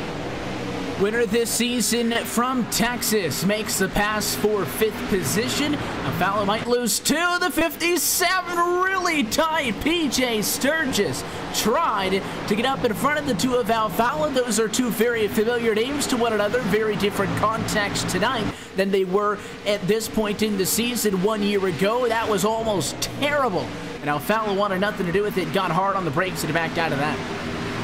Yeah, and I mean, I don't want to say that he's just trying to save the day. Obviously, we're only 30 laps into this 200-lap event, but you know what? Why risk it? And really, why risk it at this point? No point in needing to. We've already had one caution very early on. That kind of sets the tone. Will we be seeing more of these cautions? That battle between Zelensky and Clampett seems to come to a head every single time I managed to get onto the microphone here. But you know what, though? Zelensky on that outside line, he's going to continue to keep it. And actually, Clampett now getting pressure from Alan Bowes. Could Bowes play the spoiler? And we have a caution out on the track. He was setting up for it, and there's a spinner on the front. Joe Letterello in the number 33 Chevrolet is around second time. We have a caution to flag here tonight at lap number 30, and one was a little bit of assistance. Looked like turn number 4. Letterello got tagged by that 66 of Blake Reynolds, who also went for a ride.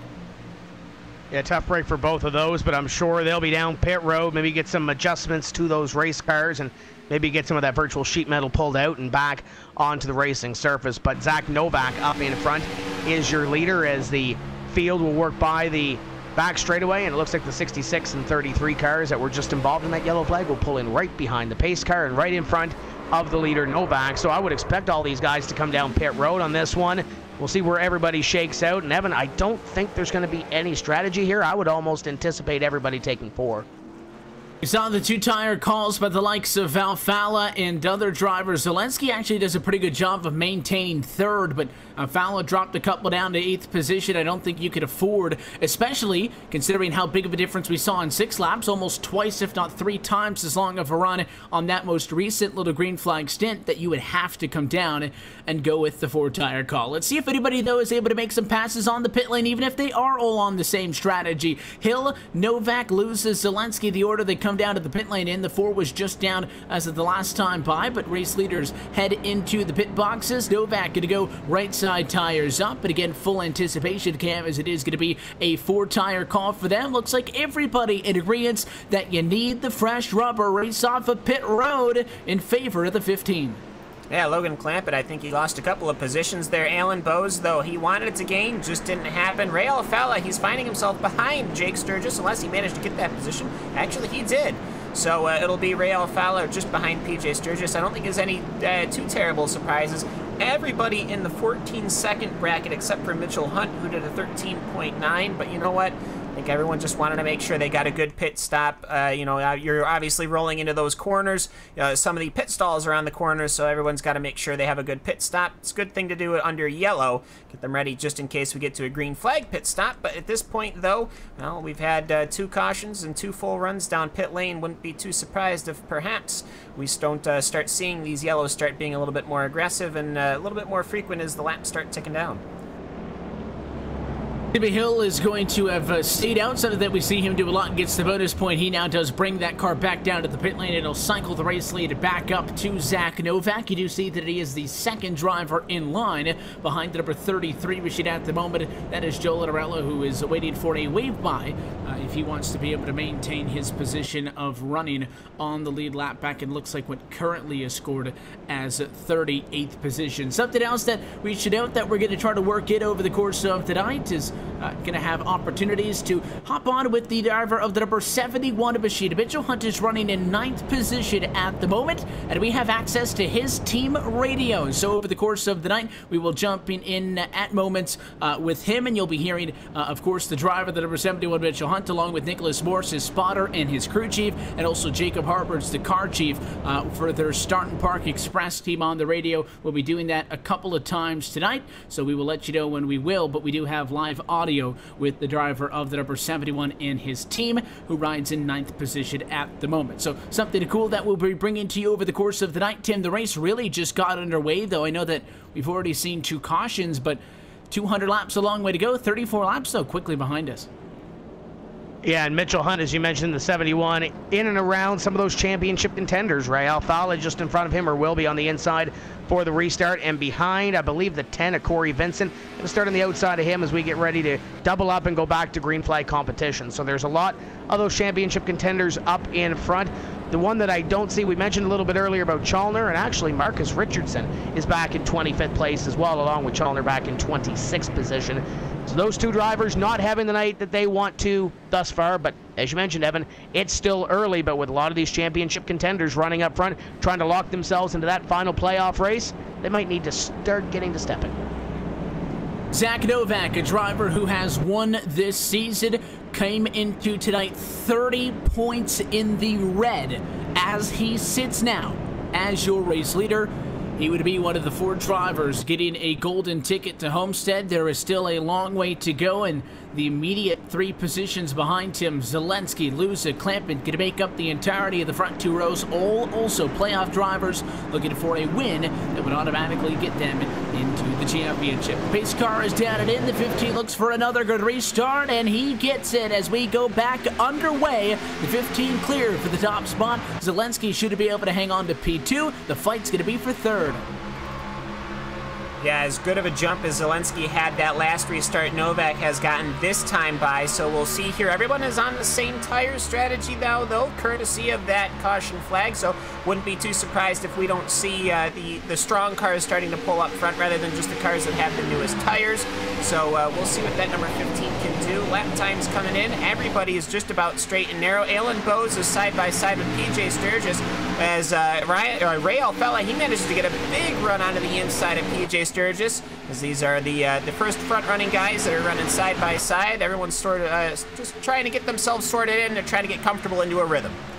And they'd all gotten single file until Bose wanted to cross up the 44. It looks like it is going to be a short-lived battle for 4th. The 21 to the inside slides up on turn number 2, and he's got that position. So Clampett going to fall back 1 into the number 5 spot. All of this, though, behind Zach Novak, who with another good restart sits a half a second to the advantage, and now 7/10. A lot quicker that lap than Zelensky P2 in front of the field. Alan Bowes still on the move as he passed that number 44. Clampett, he closes in on Ryan Luza for position number 3. They continue to dance down through corners number 3 and 4. And you look back through this pack, it's single file for at least the time being, all the way back to about Brian Schoenberg and Nolan Scott at about 13th place. But it's just a matter of trying to pick your passes. We saw it on the restart with PJ Sturgis. He tried to make that move on Alan Bowes, shoved it down to the inside, and couldn't get the run off the corner. So it's about a matter of picking your passes right now, at least early on this restart. And still very tightly condensed are the top 5 or 6 runners or so. Bose, Clampett, Sturgis all within just 3/10 of each other. No battle ongoing at the moment, but when you got somebody less than half a car length off someone's bumper, you can't help but to feel that something is going to happen at some point. These drivers especially know at a place like Dover, it's going to get really difficult to pass over the course of those runs as these tires start to really fall off. And you see a side-by-side fight for 3rd now. Alan Bowes looking to pick up a 2nd spot off for the restart. Not as good in the center that time, and Luce going to be able to defend topside. Yeah, good running up front. In the back a little bit, though, Marcus Richardson and Christian Chalner not as continuing to not have the best entry to this race. Marcus Richardson, he's moved himself up. He's up to 23rd after starting in 30th. And Christian Chalner, he's gone down from 20th to 28th. That 01 machine, he's looking to maybe perhaps slowly move his way through the field. I think he's going to be kicking himself, though, for having qualified well, poorly would be one word, but just so low in the ranks. As here comes to the inside Andrew Fash as they almost look to go 3 wide. A playoff contender not wanting to go 3 wide, 43 laps in their 300-lap event. But at some point, Evan Richardson's going to want to start moving up to the front. Same thing with Chalner. Yeah, he's not in the same position as Christian Challenger, who came into tonight 34 points back. The driver of Challenger basically has to win if he wants to get in. Richardson in a completely different scenario. It was 6th in the points, yes, but only 4 points out of a transfer spot. He needs to get up there because the drivers in front of him are all running top 5 at the moment. So we'll keep an eye on that 01 machine as the night goes on. Again, it is easy to identify those playoff drivers by both that blue Peak Antifreeze windshield windshield banner on the front of their cars as well. Their name is going to show up blue at the top of your screen on the ticker as it constantly runs through the running order over the course of this race. So that's a check in with the guys funded back outside of the top 20. Funding still going on inside of the top 10. And single file it back out for the moment. A little bit behind the top 10, side by side. It looks like 14th position, Nolan Scott to take one away from Bordeaux. Bordeaux going to go for the crossover as they come side by side to one. They battle back there for that position. The 04 trying to roll the inside line, and the 40 of Jimmy Mullis trying to follow him through as they come up at a corner number 4. Had a little bit of a change, or almost a change, between Ryan Luza and Alan Bose. Bose was to the inside of the one, just couldn't make that move happen. And that's been the story about the last 10 laps for Alan Bose. Bose gets a run, he goes to the inside, just cannot get the run off the corner to complete the pass. Then he has to go back and set up again, reel the car back in, and then try to do it again, only to be thwarted for that position one more time. Alan Bose right now in position number 4, trying to reel back in. Ryan Luza to see if he can make a move. Bose almost got those 2 spots off for the race started. Now caution, a flag is out at lap 48. It is Will Cooley in the number 25. Heavy damage in turn 3. Yeah, and I think I'd seen this starting to kick off a couple of laps ago. Casey Tucker and Will Cooley, they were really playing with each other lap after lap, and when we were looking at Richardson, and it just ended up Casey Tucker, he just found himself on corner exit. Just the slightest of bumps to Will Cooley's rear bumper really ruined his acceleration off the corner. Once that started happening and started making contact with it, Will Cooley ended up putting it into the wall, kept it out of the line of traffic, which is a great thing to do, but at great cost to that number 25 machine. And that's not the only piece of contact we saw at turn number 2 tonight. We've seen a couple of guys almost pull again that slide job, or even a reverse slide job, where the guy defending actually moves up and basically blocks that driver from utilizing the top. But in that one, those drivers were not side by side at any point. It just looked like Tucker was tired of getting blocked. And you sometimes have that emotion run over. This is not necessarily a short track, it's a 1-mile racetrack, but with the high banks, kind of acts like that way, kind of a characteristic. Trying to come off the corner, you have that very tight battle, and sometimes that does happen, and the tempers do overflow, and it ends up with bent bumpers. Zach Novak bringing the field down onto pit road here at the completion of lap number 50, 1/4 distance in this one, and it looks like at least one car will stay out, Evan. Adam Gilliland will stay out to lead a lap. He gets the bonus point already, so he is more than welcome. The pin as that the next time by would have been the same strategy we saw Timmy Hill execute to take a bonus point on the last cycle to caution flag service, but race leaders are down. Everybody is gone, at least on the last one, in agreement that 4 tires is the call to make. Novak gonna go rights and lefts as well. He looks to lead off for the pit lane for the 3rd consecutive time. Drag race, and he is gonna come close. The 43 might have got it. No, looks like Novak is barely gonna hang on as Bobby Zelensky put up everything he could handle and just had to settle for second off of the pit lane, with Duval coming up in 3rd position off of pit road. Big gains for the driver of the 42, who went with 2 tires only. Yeah, an 8.7-second pit stop for that number 4, Dylan Duval. I could have swore that Bobby Zelensky would have had it, but it just wasn't in the cards. Zach Novak ends up getting away with it just with a hair's breadth. As we work under the caution, see if we can catch up with the driver of the number 2 machine on the radio. Ray Alfalo runs in 7th at the moment. Ray, you got us? Yep. Thanks for taking the time to chat. You guys are running top 10. I guess first off, we should say happy to have you back after the hiatus as of 2 weeks ago, and you got everything back situated once again. You're into Homestead. Everybody in front of you is not, and it's Dover. This is going to be a physical race. It's been physical to this point. What are you guys looking to gain out of this one? Well, I'm just kind of looking to protect Bobby for now. You know, it's funny, everybody around here is in contention, so we almost had a wreck off 2 there with Luza and Bose. So I don't know, it's just nice to race for that pressure. Obviously, having that win in a way that would not benefit you anymore. Obviously, you'd like to add to a series best career wins total, but there's no additional bonus points on the line and such. So does that almost give you permission to be a little bit more on the risque side of the strategy and to maybe try something that you wouldn't necessarily do, given that there's really no consequence? Well, maybe. I still got to keep it clean. I don't want to like affect somebody else's chances either. Just, you know, looking right now to help the 83 and, you know, and not really mess up anybody else. Well, he's in a good spot right now, but he almost snagged the lead off of pit lane that time. We'll let you get back to the team radio. Ray, the sponsors, the shout-outs. Who do you want to say hi to? Virtual Racing School on the 83 and the 2. And they're both inside of the top 10. That's Ray Alfalla, who runs in 7th at the moment. Talking about Bobby Zelensky, who also has VRS on the hood of his Ford Fusion, who's on the outside of the front row. So side by side, they come across the start-finish line this time. Lights out on top of the pace car. Zach Novak looks for another good jump. Yeah, we're going to see what happens here on this restart. You talked to Ray Alfalla there, starting in position number 7. He's got a front row seat for what's going to happen in front of him. Usually the leader hops out to a quick jump, and everybody else fights in behind. And oh, by the way, watch Dylan Duval. Qualified in 13th with those 2 tires, going to restart in 3rd. This might be a good R&D session per se, Evan, to what might happen a little bit later on if we get a caution near the end. In this run, most recently, a little bit shorter than what we saw in the run prior, a little bit longer, though, than what we saw the first time. So, again, drivers maybe not yet committed to having to go with a 4-tire call. I think at the end of the day, as long as Dylan Duval doesn't fall to 13th, at which he was running at the moment of caution flag, then at the end of the day, the strategy is all works out towards the end of it, and he will be in a good position. But it could mean an interesting restart for the rest of the drivers inside of the bottom row, including Alan Bowes, who got out of the gate quick last time. We'll see what he does back for row number 3. Novak in control once more to the American Ethanol green flag. Another clean restart, hitting his marks to turn number 1 as he maintains the lead. The 83 is Zelensky to P2, and Luza slices for 3rd.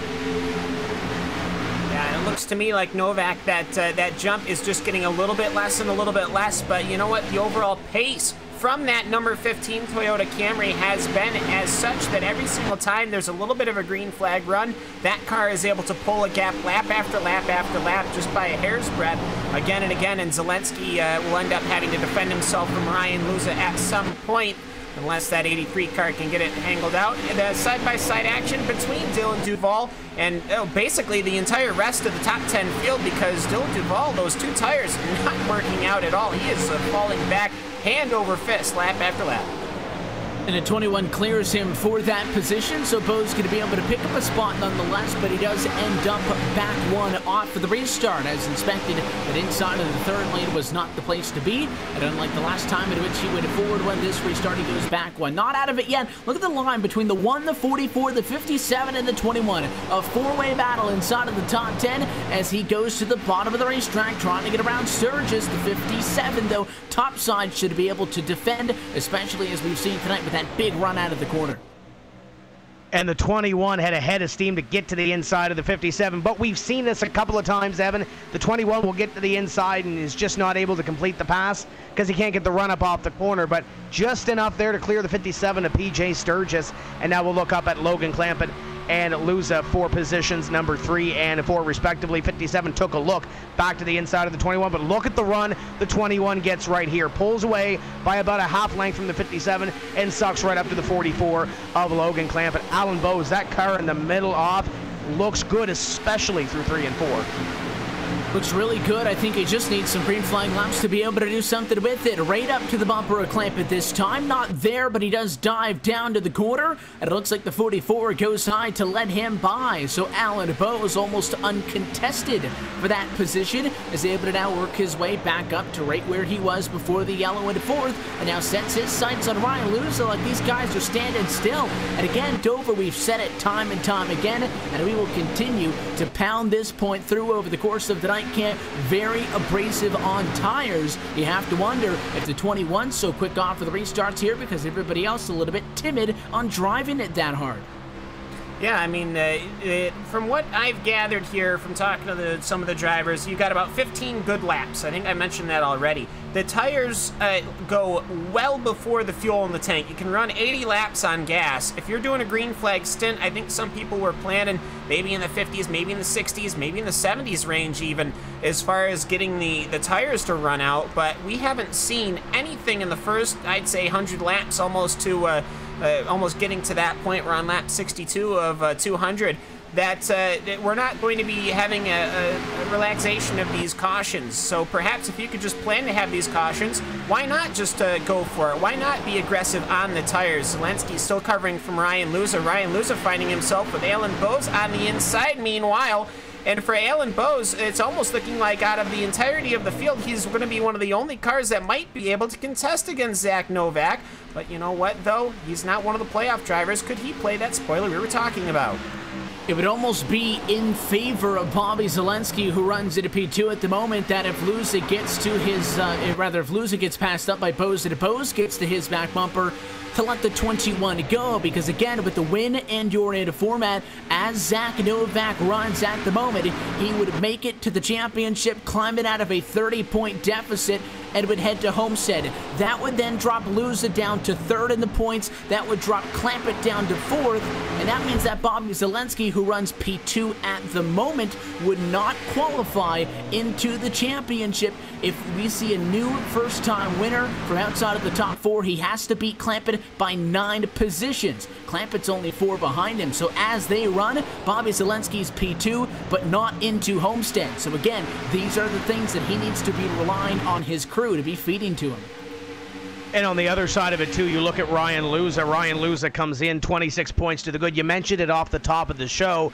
Mathematically, is not safe. Realistically, he's going to have some help to fall backwards a little bit. We almost saw it a little bit earlier with that scare between himself and the 21 of Alan Bowes, but Ryan Luza comfortably in position number 3, and you just saw a little bit of a bobble from Alan Bowes that last lap by the 21, trying to reel in the 1 and trying to get position number 3. But Evan Cam mentioned you get about 15 to 20 or so laps of good running in these tires. Our longest green flag run has been around 20 laps here tonight, and we're closing in on eclipsing that mark here now. So maybe did Alan Bowes run off the good on these tires, and maybe he's trying to salvage something here, hoping that he gets a caution? As we continue to work on, we'll start to get into the territory of being on our longest green flag stretch of the night. So the stats would say that, yeah, sure, we're going to see yellows over the course of this race, but there's always a point, and it's typically about now, towards the middle, where a race goes a little bit more green than it had up until that point. You get yellows early. Guys haven't had an opportunity, despite all the practice they put in, to race with 40 cars, to feel what old tires are like in a 2 and 3 wide battle. And also, oh, there you go, caution flag is out right at lap number 70. And it's a spinner in turn 3 with the 05 of Nick Ottinger. You managed to jinx it. This one actually involving Marcus Richardson, and it was Nick Ottinger coming off of the corner. He ended up finding the left rear quarter panel of that Heisenfeld machine, and I don't think it did any damage to that 01, but a bit of a scary moment for Marcus Richardson. Nick Ottinger, after that, has spinning out to the inside, giving himself a hearty amount of damage on the front and rear of that Toyota Camry.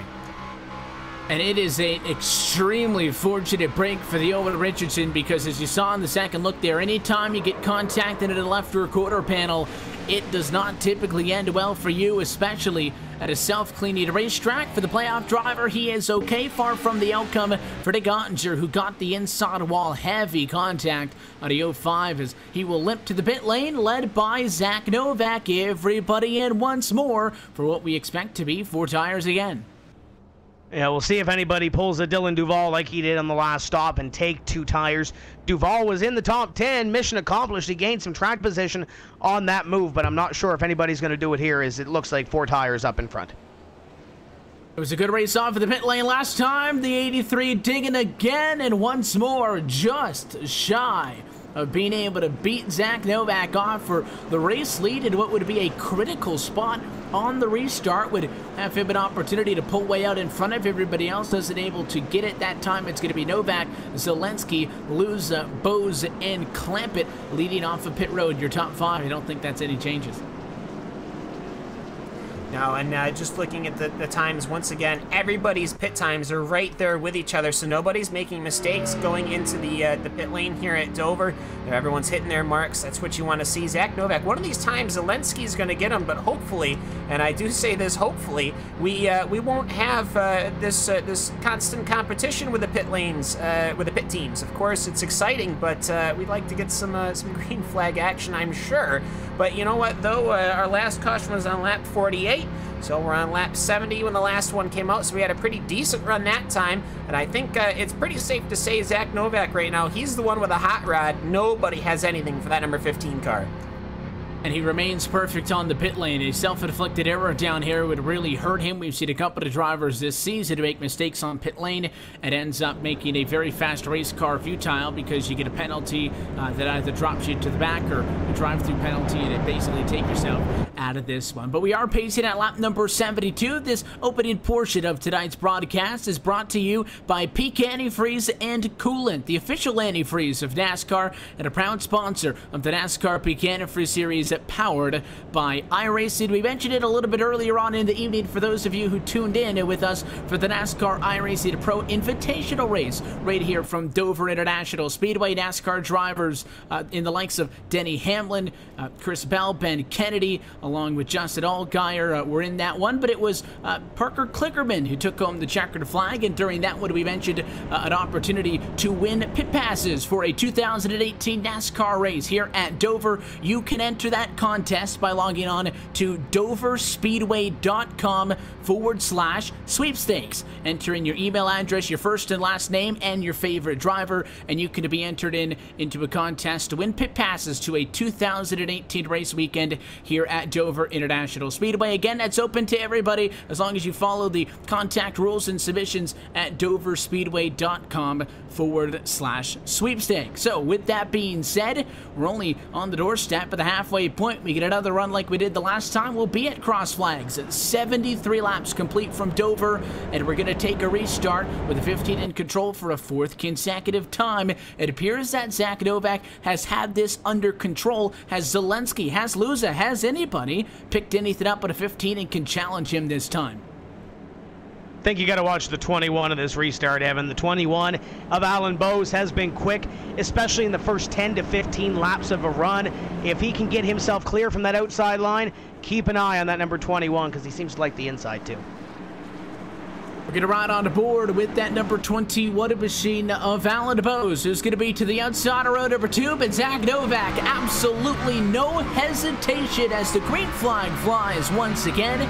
He's cleared by a competent car length. Zelensky still able to maintain P2. He hasn't really seen a challenge off of a restart. The fight is going to be for third, and Luza on the inside slides up and maintains as Bowes gives him a shot down the back. Yeah, and for Luza, he actually was a little close coming to that green. Bowes had to just go a little bit more evasive than I think he would have liked, and that perhaps is why Luza was able to really get that position, and actually not only just get that position, but start pulling on Zelensky, and he's actually getting a very good run, that number 1 car on Zelensky. Will he dive to the inside? No, he won't. I almost think he just gave a shot to the rear of that Ford Fusion of Bobby Zelensky, but everything looking fairly straightforward now. Zach Novak, he's got no worries. All he has got is the track and himself. Of course, all the lap cars now sorted out behind him. All he has to do is focus on lap times. We've seen time and time again that car is absolutely lightning quick, and it's pretty much Zach Novak and the rest of the field. I think I've said this 3 or 4 times now, but my goodness, is that red Toyota fast. In single file all the way back till Nolan Scott, the number 16 machine. Under attack by Hurst, stays in front up top, and it goes to the inside on Schoenberg. So a crossover high to low is going to net the number 16 machine a spot inside of the top 10 as he clears the Pro Geek Ford that time to 1 and 2. So Nolan Scott try to work his way up inside of the top 10 for the first time tonight. Let that not take anything away from Brian Schoenberg, who still by dropping 1 spot to 11th is plus 18 on the night. Tim, your biggest mover. And just behind him, his teammate Michael Conti in car number 5 trying to stick handle that Peak Ford number 5. And Jimmy Mullis, Byron Daly trying to make a move, Cody Bias. There's some names that we haven't mentioned a whole lot this evening, Evan, riding just outside the top 10 right now, trying to make something happen. Top 10 or so, a single file, all the way back to about that battle around Michael Conti. A couple of guys trying to pick their moves. Ray Alfala gets a great run off corner number 2. Moves to the inside of the 57 of PJ Sturgis. Tries to get that inside line to work through 3 and 4. Thinks Sturgis is going to have the run here off corner number 4. And it has been so far tonight very easy for drivers to get to the inside because there appears to be no incentive to really block that lane. Sure, you'd rather just not go side by side with somebody, but if they get down to your bottom of the racetrack, if it's somebody who you're comfortable with and you've raced around and you're not really afraid that they're going to push up and fence you by squeezing you up high on the quarter exit, you're not really in any hurry to take away the bottom from them because the outside is the place to be. You see this time at 1 and 2, even though single file drivers enter a lot high and then they swipe low to the bottom, try to maximize that run. They get coming off of the turn, and that's why the top has been able to put up such stubborn rebuttals so far tonight to side-by-side battles. Yeah, and as Tim was saying earlier, this almost races like a short track, but it is a mile long. I mean, you got to remember, it might look a bit more like short track action, but these cars are hitting about 181 mile an hour with Zelensky going into corner number 2, or corner number 3, but for these cars, they're going very, very quick. Of course, you would expect short track action, not necessarily the aero, to be that important. Unlike here at the mile, got a lot of downforce, and between the differences in banking between the actual corners themselves and the banking on the straights, there's just enough of a difference to just lighten that load at the downforce on the front side, just enough to really start unsettling these cars as the tires get worn and as people get a little bit happier on the throttle on corner exit, trying to perhaps catch the cars in front. So I think that might be why we're seeing some cars, what ended up happening, we've seen a couple of incidents where the cars behind is actually pushes into the car in front, and that will bring out the yellow by spinning the car in front. It's almost like these guys, they're playing with that throttle, trying to find the sweet spot because it just gets a little bit light on corner exit. Zach Novak not having an issue with that, Bobby Zelensky not having an issue with that, and Ryan Luza not having an issue with that. The three of them are pulling away, and they're actually going to be dealing with some lap traffic of Michael Johnson if anything keeps going like this. And they both have about equidistance between the two of them, almost a half a second between first and second, and then also between second and third. So you don't necessarily have to put yourself in a dangerous position to clear lap traffic. Dover is a track, though, again, not a short track at a mile in length, but if you get a green flag run, especially to green flag pit stops, lap traffic is a big deal. We haven't seen a run that long so far tonight, so we don't know if Zach Novak has a car that is good after 30 or 40 laps, but he's been good under the circumstances so far. You see that time he actually checks up for the 39, doesn't go to the inside on exit, waits to make the move on the inside of 1. That's the luxury of a half a second advantage out in front, as you're able to take your time and not put yourself in a compromising position. And you see that lap car, the 39 of Michael Johnson, the 83 caught him at a bad angle. The 1 of Ryan Luza sucks right up to the back bumper of Bobby Zelensky, and now they'll battle for position number 2. And we talk about lap traffic, catching them at the right time and trying to make that move. Coming off of corner number 2, not the place that Zelensky wanted to catch Michael Johnson. Nothing Michael Johnson could do. He's trying to get out of the way of these leaders. But Zelensky and Luza about to put on a show for position number 2. Alan Bowes a little ways behind them and a little ways ahead of Logan Clampett. But there they go for second, and it looks like Ryan Luza going to take that position down into corner number 1. We'll see if Zelensky can get a run back at him.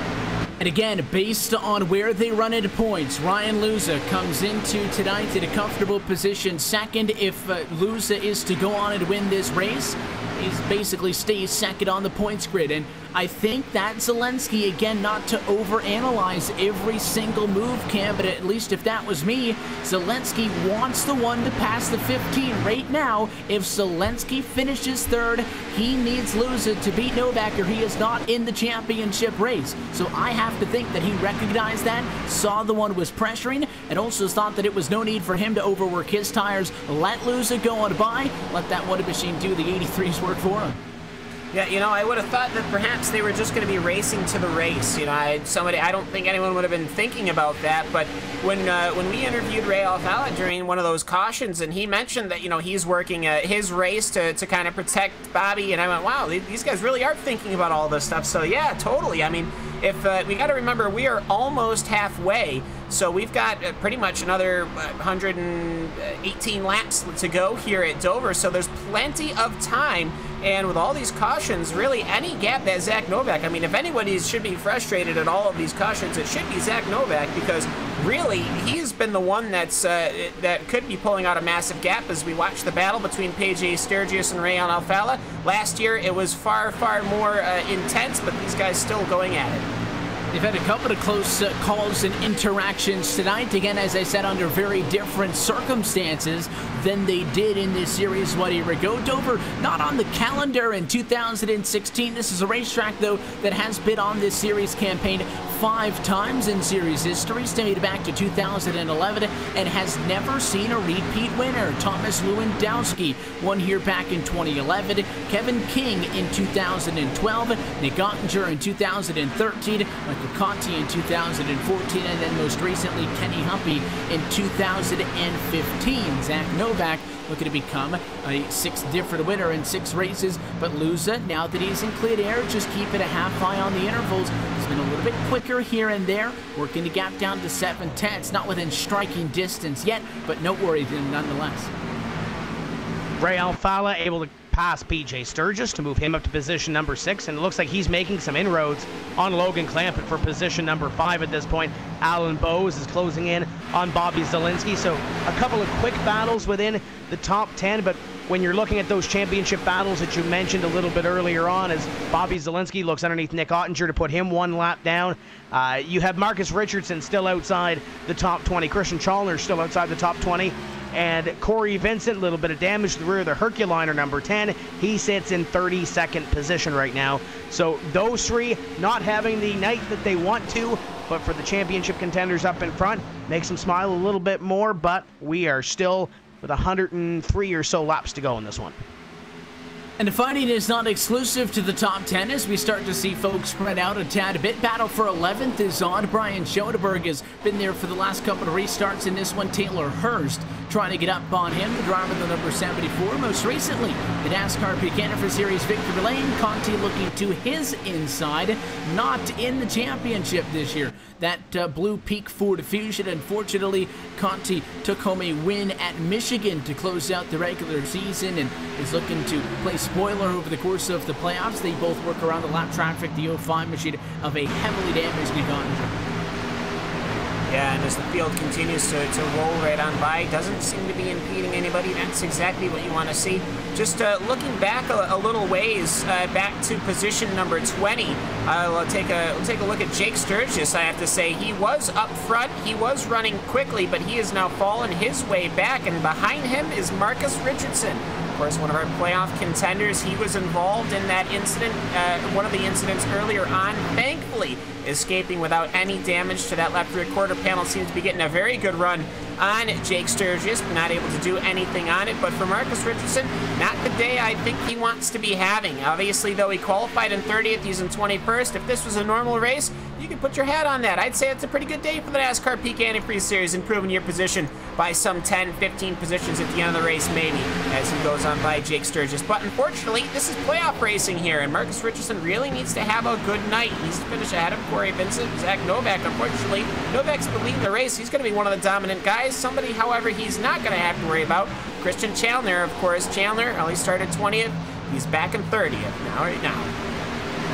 And obviously looking for a good night is Richardson. He was the driver who had the best shot of pulling the upset, being the first driver behind Vincent, only 4 points out of a transfer spot. But again, if Novak continues to run up front, then Richardson would technically be 7th in points, and then he would be no longer at a 4-point deficit, but what would end up being, I think, a 15-point deficit when you add on top of that the 11-point advantage that Clampett has over the transfer spot now. So much of this is fluid, and I think that if you're Richardson right now, you can't be too concerned about that. Anybody in the red, I think, has to just focus on running the best race they can, and then maybe see where the cars fall once they do. But for the guys up front, I think you're a lot more acutely aware of what's happening, and Novak's lead only down to 0.2 of a second. The driver of the 15 cannot get past if he wants to make it to the championship 4.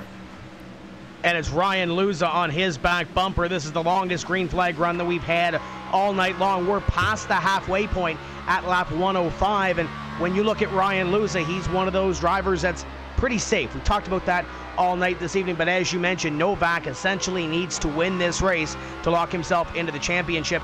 And keep in mind, oh, by the way, with Vincent and Richardson not having good runs, if that number 15 is to win, your battle is essentially between Clampett and Zielinski for that final spot, and they run within the top 5. This last half of this race, Evan, is going to be intense, and with this long green flag run, Ryan Luza is closing that gap and making it a little more interesting on Zach Novak. We complete 106. And with the longest run working on tonight, we start to count down past the halfway point in tonight's Dover 200. Let's take a look at our iRacing Midway Race Break, brought to you by iRacing, the leading online racing simulation developed from the beginning as a centralized racing and competition service. iRacing organizes, hosts, and officiates races on virtual tracks all around the globe. And in the fast-paced world of esports, iRacing is a one-stop shop for online racing with officially sanctioned series by the likes of NASCAR, IndyCar, IMSA, the World of Outlaws, and more. At lap 108, Zach Novak is your race leader, looking to win his way to the championship 4. He leads over Ryan Luza right now. Bobby Zielinski runs exactly where he started tonight in 3rd. Alan Bowes in 4th, and Clampett at the moment, your pole sitter, in a transfer spot in P5. Ray Alfala locked already into round 2, runs in 6th at the moment. PJ Sturgis having a good night in that number 57 machine, back at old form tonight, top 10. He's got Chris Overland all over him for 8th. Dylan Duvall is 9th, and Nolan Scott rounds out your top 10. Position number 11 belongs to Michael Conti, and he's been battling with Nolan Scott the last couple laps. Scott trying to shake him as Conti tries to make that move once again for position number 10. Keep a half eye on that one as we go forward. Cody Bias in 12th, Jimmy Mullis in 13th, and him and Marcus Richardson going at it. Richardson, I think this is the first time he's been in the top 15 all night long. He runs in 14th with Taylor Hurst in 15th. Derek Bordeaux on his back bumper. Chris Shearburn in 17th. 18th is Byron Daly, and he is being challenged by Jake Sturgis. They go side by side up off corner number 4 for position number 18. Just behind them, it's Andrew Fayash III, who's battling with David Rattler. David Rattler completing that pass, but 22nd position goes to Ryan Lowe. He started in 40th position, the only non-qualifier still running. And he has now found himself in 22nd position. A very good day for that number 7 so far. Joe Letteriello will find himself in 23rd. Philip Diaz in the 24th position, with Corey Vincent 25th. Alex Bergeron finds himself in 26th. Christian Chalnier, one of our playoff guys, he's in 27th position. He's in trouble after we got past halfway here. Jake Nichols, he's in 28th. Blake Reynolds in 29th position. Casey Tucker will be rounding out your top 30. Continuing through in 31st position is Kenny Humpy. Brian Schoenberg is back in 32nd with Chandler Krizik 33rd, Will Cooley 34th with Timmy Hill and Adam Gilliland 35th and 36th respectively. They round out all the drivers still scored on the lead lap. 2 laps down at 37th is Nick Ottinger. Mitchell Hunt is out of this race and will get a DNF, currently scored in 38th position. So will Josh Berry 39th. Michael Johnson is still on track, but 95 laps down, heavily damaged in P40 with Tyler Hill in 41st and Matt Busa in 42nd. So look top to bottom at your iRacing Midway Race Break. For more information on the wide variety of sim racing possibilities online, visit iRacing.com and sign up today. If you log on to iRacing.com/World of Outlaws, you can take advantage of some exclusive promo codes. Get yourself a 1-year iRacing subscription for over 50% off the sticker price, or if you just want to give it a try, a 3-month subscription is also available for less than $5. No time is better than now to sign up for a first-time iRacing membership, and you can find out more information by logging on to iRacing.com/World of Outlaws. And guys, as we continue to work on to the longest run on the night, Zach Novak has slowly started to balance that race lead at 0.4 of a second. Luza is still there, but we start to work ourselves close to maybe green flag pit stops. And as we continue to count down now at lap 117, this portion of tonight's broadcast is brought to you by Herculiner Truck Bedliners, the official bedliner of NASCAR, as we look for a battle for the race lead. Yeah, car number 1 of Ryan Luza will go to the inside of the 15 of Novak in the middle of 1 and 2, and he's been doing that the last couple laps during that midway race break. He caught right up to the back bumper of the 15 car and then fell back a little bit. I think the 1 car might be a little more consistent than the 15, but when the 15 is on and he gets his laps in and hits his marks, he's a little bit quicker than the 1, but one small little mistake brings that 15 back to the 1. Ryan Lewis has just been so darn consistent here the last couple laps. I think if Ryan Lewis can see one small little opening from Novak, I think he's going to take the opportunity to jump at it. And we've been talking about tonight a lot how drivers, including this 15 Novak early, kept going to the outside of the racetrack, the challenge and to make a pass. Well, he's been leaving the inside open, and we've noted that, hey, that's not really a big deal. Topside's been the place to be, but we haven't seen a battle for position up front on this old of tires, and it doesn't look like Lewis is at all trying to force himself to the top anytime he sees an opening, and oftentimes it's been on the bottom. He tries to stick it nose in there, and I think convince Novak that he's there. Novak cannot afford to give up the race lead, sure, but he would much rather give it up now and fight for it later than wreck himself trying to defend it. And if that one keeps flashing the nose, he might convince Novak that he's there and give him some space. Yeah, last thing you would want to do is lose 2 playoff drivers, and I think both of them consider that. Of course, the tires at this point, they're getting to the point that the lap times have fallen off tremendously. We started this stint on lap number 74 quite a ways ago, as they were running 21 5s, 21 flats, 21 1s. Then they ended up creeping all the way up. We're running 23 flats now, which is quite a ways away from what we were running when they had fresh new Goodyear Eagles. So for Zach Novak, we'll see here just who is the master of these worn tires. We're almost running 50 some odd laps on in this current stint, 52 laps actually on both sets of tires. So we'll see this this lovely duel we got here between that number 15 and that number 1. Bobby Zelensky, though, he's running very similar lap times, but he's so far back, it just he's not going to be a contender in this, as the track, we got to remember, constantly rubbering in. More so and more so as the lap goes by, and drivers starting to chat on the radio, Tim, about coming down to the pit lane under green flag conditions. Again, this remains to be the longest green flag stretch that we have seen on the night. These guys have been going at it at race speed since all the way back. It looks like lap number 73 was the last time they were down pit road, so pit stops not out of the question by any means. And if we were to pit now, might even be able to stretch this one close, if not all the way to the end, depending on what your number is. Corey Vincent, one of those down on pit road. He is one of your championship contenders, but not having the night that he has wanted to, is outside the top 20 before he came down on his green flag stop. Your top 2 continue to stay out on the racetrack. Bobby Zelensky scored in position number 3, Logan Clampett and Alan Bowes. And Bowes actually just loses a position to Ray Alfala, or at least Ray Alfala makes the move down to the inside. Is he going to have enough to clear him? Oh, little bobble off corner number 2 for Ray Alfala. Almost bought the farm. He'll go back to working the inside. Evan, almost looked like Ray Alfala had it cleared, then had to stay to the inside and had to make a late move to try to keep off the 21. I think that Alfala, again, he said when we talked to him on a radio that he doesn't want to affect anybody else's race, and that includes drivers both in and out of the playoffs. This time he is clear and he will come up on Bowes. I think he was clear last time too, just wasn't certain, and then as soon as he started to walk that car up, second guessed himself and almost spun himself out. You saw him catch it at a turn number 2. He will end up getting 5th position when it all comes to an end. Bowes does drop to P6, still waiting for a name from up front to decide to come down to the pit lane. But you figure if these guys were pitting last time at around lap number 73, Cam, they've almost gone 60 laps. We're only about 72 laps away from the end here, so only a couple more laps could split this run in half if you're banking on it going green. But for Novak to pit, and I think the short pit, just in general, get the fresh tires on sooner, tends to be the more favorable call. But it is a huge risk for him to give up that top spot and risk getting trapped a lap down.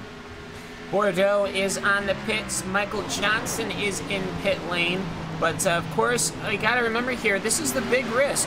Dover, it's extremely quick, but it is a mile circuit. You will go down 2 laps in order to do a green flag pit stop. Your pit delta, it's going to be around 47 seconds. That's a really long time, especially having to navigate the corners in pit lane, and I think it's a fairly straightforward thing to see. You got 80 laps on a fuel tank, so people who are pitting now are technically clear to the finish, but I think that the tires, they fall off to such a point at the end of the gas tank that there is absolutely no way that that car would be tenable. We're seeing just how much these guys up front are slipping and sliding around. We saw Ray Alfala. I mean, that was a pretty hefty save he had to wrangle. If he was not locked into the playoff, I would say that would be a season moment.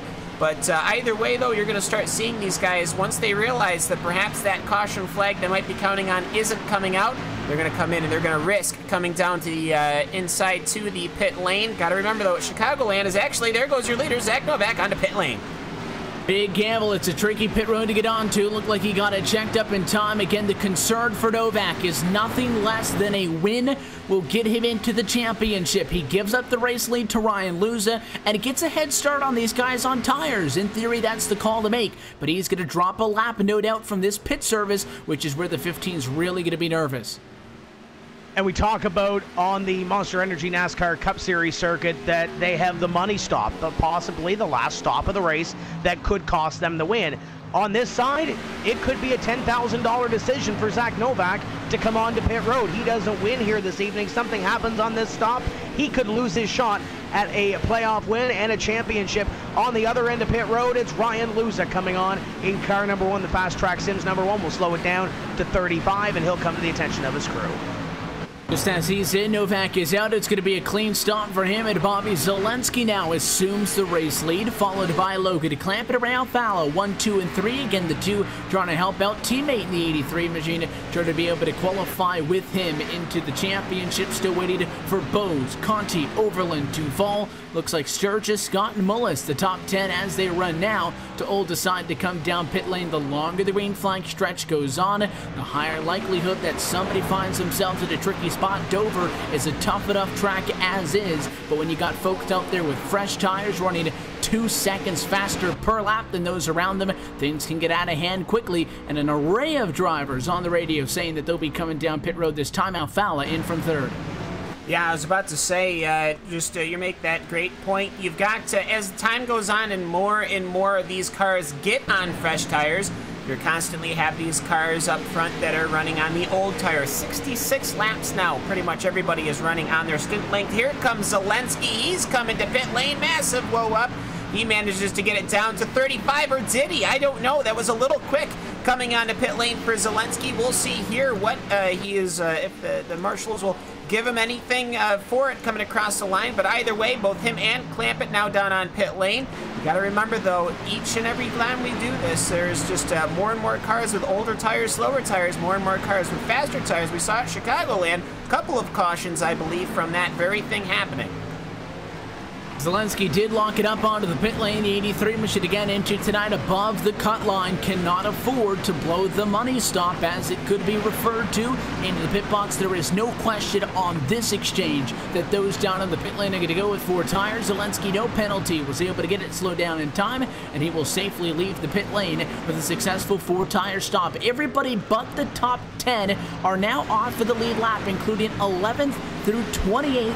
We're 1 lap down. 11th position, Zach Novak, in a position that would assumingly become the top spot once all of this is sorted through. Now 8th position as we wait for those on the lead lap to come down to the pit lane. And these are the folks who want the yellow. They stay out. They hope to pick up a lot of positions. The likes of Ryan Lowe from 40th and Timmy Hill from 37th. Nothing to lose by this gamble.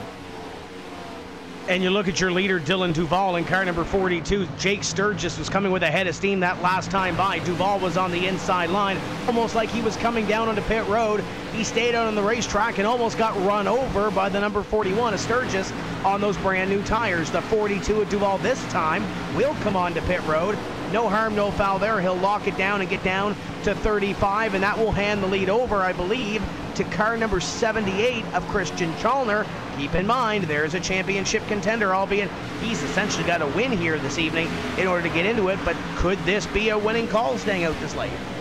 Just like Zach Novak, they both came into tonight over 30 points to the deficit and needing a win.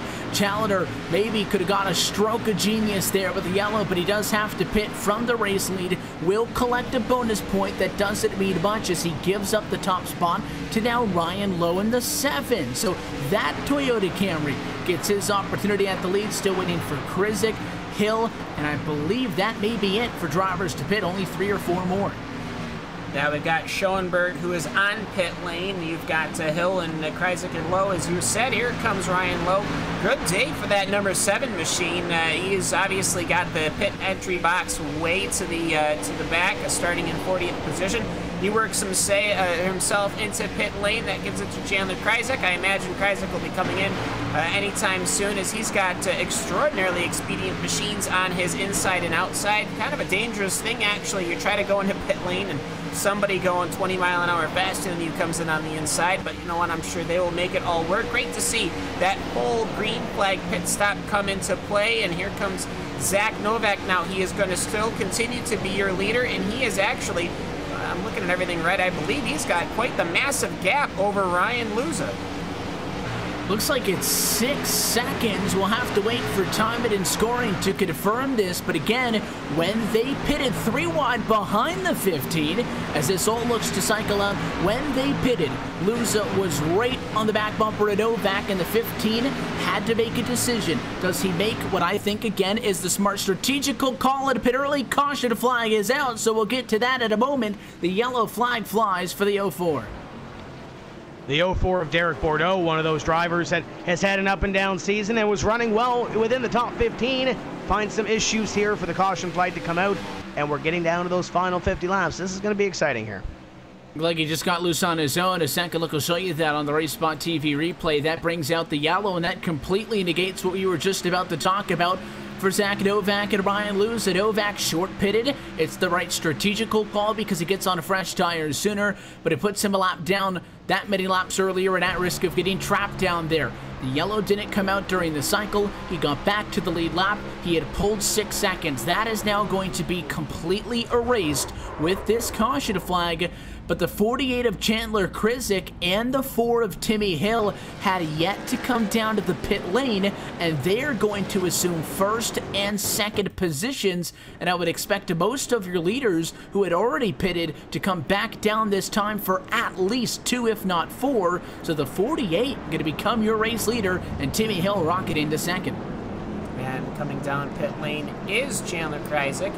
Staying out so far, it's Casey Tucker, Philip Diaz, Jake Sturgis, Jake Nichols, Taylor Hurst. Not that many coming down pit lane. I do see a red machine. That's not it is Zach Novak. Novak has come down for tires. I think that has got to be quite the bad decision. He's going to find himself well in the back, I believe. As he comes in, he gets himself a service. Will they give him 4 new tires, or will they just give him fuel? There they go. The right sides go up on his machine. But my goodness, I'm not sure if this was the grand maneuver. So many cars stayed out. Zelensky, he's coming in. Alfala has come in. So at the very least, the rest of the front runners have come down pit lane. Novak is going to exit pit lane third. It's the same at which he entered. He is beat off of pit lane by Timmy Hill and Chandler Kryzak, who also decided to go with 4 tires. Now the task becomes figuring out who did not pit is simply looking for a wave by and who is on the lead lap. And we'll get a better look at that as of the next time around. At least 10 drivers or so looking to get a wave by. Diaz, Sturgis, Nichols, Hurst, Humpy, Bergeron, Mullis, Duval, and Fayash looking to get back to the lead lap, but waiting to see who is actually going to end up as your race leader by the time the folks cycle back around. We'll see what happens when scoring cycles this time. Casey Tucker would have been there, I believe, but he's going to come down onto pit road on this lap. So a lot of drivers going to get the wave around. I don't think it's going to hurt those guys that came on to pit road. There was 15 of them that had the opportunity to come down into pit road if they wanted it. And it looks like everybody pitted, so Zach Novak is going to maintain third. Speaking of which, we have the driver of the number 15 machine on the radio. Zach, you got us? Yeah, got you, man. Well, I know that this is a high-pressure situation for you guys up front. The caution doesn't come out during the cycle. The pit stops almost all the way back to the front. You end up third. You get 4 tires. You're going to maintain third, knowing very well that you guys have to win this race at the rate that the guys around you lose Zelensky and Clamp and Run to be able to get to Homestead. You're third at the moment. You don't have the advantage of being the control car on this restart. The last couple times you were, you've had a great opportunity to get out in front. So what are you thinking? Man, I'm really stressed out right now. You know, I was really happy when that whole cycle went through. I executed on pit road pretty well. and we had about 5 seconds to lose. So if that went green, I think that was all but ours. So you know, this just ups the stress, but we've had the dominant car all race, and I expect nothing less in these last 50 laps. We're you know, going to try to win this thing, of course. The 6-second advantage over Luz is going to be gone, and you're going to be side by side with him on road 2. The restart's coming up, so we're going to let you get out of here. We appreciate the time, Zach, and best of luck. Thanks, Evan. Again, that is Zach Novak running in 3rd position, Ryan Luz in 4th. You have to assume, even though everybody's on even tires, that the guys who have been running 1-2 all night are going to be quicker than the likes of Chandler Krizik and Timmy Hill, who work the front row. Is Novak's being on the inside going to box him in? And does that mean that Luza has a better opportunity of going to the race lead? Anything but first, again, as they run now, would not be enough to get Zach Novak to the front. He says he's had the best car all night long. He has 50 laps left to go at Dover to prove it. Pace car down, and Chandler Krizik's number 48 Chevrolet is in control as we go back underway. Bad start on the top for the 4 of Timmy Hill. The 50 to Novak looks to set a pick on a 1. We're going to go 3-1 for second.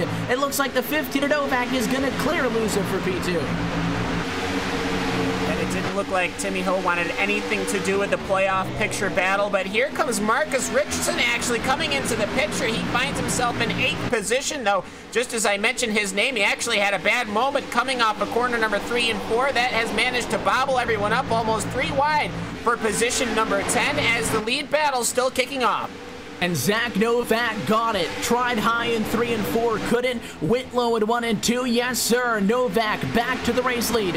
Luza comfortably back into P2, and that'll cycle Chandler Krizik back to 3rd, and we are back to square one. Novak leading Luza between 1st and 2nd position. These drivers can go the distance with the fuel and the tires on board. And now we have less than 50 laps to go. We'll see if the stress that Novak talked about makes him crack under the pressure, or if Ryan Luza can get up there and make it happen. Keep in mind, Evan, Ryan Luza essentially, not mathematically yet, but almost a lock to lock himself in on points to Homestead in that final playoff race. So there's no pressure for Luza. There's a lot riding on Novak's shoulders right now as we complete lap 154 behind them. Krizik under fire from Bobby Zielinski, Ray Alfala in 5th, and everybody else trying to fight for a position. Caution is out. Caution flies, lap 155, and it's a big mess, a parking lot on the front.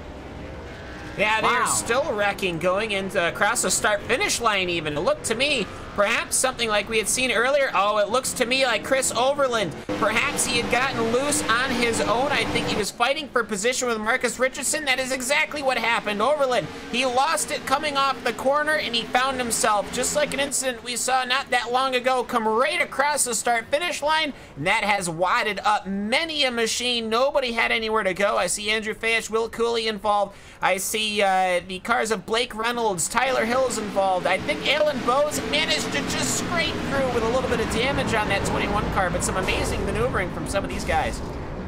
And we talk about a self-cleaning racetrack, just absolutely nowhere to go. The 41 you saw got involved in that one a little bit later on down the racetrack, but I mean, you got the 47 coming up, and there was just absolutely nothing that Andrew Fayash and his counterparts in the 20s could do, and they just wadded up a bunch of race cars. Yeah, that's a tough break for those guys, and there's a couple that just barely got through. I think Nolan Scott may have got through with no damage, if any, at all, and then a couple of guys sliding in at the end. You mentioned Fayash, you mentioned Cooley. The 78 of Chalner, I believe, may have got through most of this, but still has a little bit of damage on his race car. So there's some other playoff implications there with Chalner and a couple of others. But we mentioned Marcus Richardson. We hadn't spoke his name all night long, at least inside the top 10. Runs in 3rd right now, and away from some of that mess, at least near the end of that chain reaction on the front. Tough break for obviously Overland, who was up inside of the top 10 that got that all kicked off. But again, you really got to feel for the drivers who had no part of it, and when it all broke out, we're half a racetrack behind that just could not get checked up in time. You see one guy gets on the brakes, he gets tagged to the back end, and from that point on, things just kind of compound themselves, and that's how you end up with a big headache like you saw on that one. So we work back under the caution flag, pit lane open as of the last time by, and we did have takers. Marcus Richardson stays out from 8th, and he will assume the number 3 spot. Everybody in front of him pitting. Clampett through Vincent, Alfala, Zelensky, and I believe Krizik all down pit road. Novak and Luza stay out up front, follow each other's strategy, and may now be both at risk of being overtaken by the drivers on fresh tires. Yeah, 10 laps on these tires. And either way, I will have to say, anyone interested in Gen 6 NASCAR stock car parts, you can probably contact the front office. I'm sure they'll have some for you after that one. But for Zach Novak, I'm not sure about this one. Novak, Luza, Richardson, these 3 guys did not go into the pits. It'll be Zelensky, Vincent, and Logan Clampett, as well as Ray Alfala, who did take tires. So 10-lap difference between your 2, basically, sections of playoff drivers. Zach Novak is going to stay up front. He wants these final 42 laps from Dover International Speedway to round out. We'll take a quick step aside. When we come back, a restart inside of 40 laps to go. You're watching the NASCAR Peak Antifreeze Series on RaceSpot TV and iRacing Live. It's where fans shout. It's where cars scream. Where every color is represented, yet it's all red, white, and blue. It's high-flying, eye-popping, rip-roaring fun. The kind you wait for, the kind you live for, the kind you never, ever forget. Dover International Speedway. Experience traditions, cemented in Dover.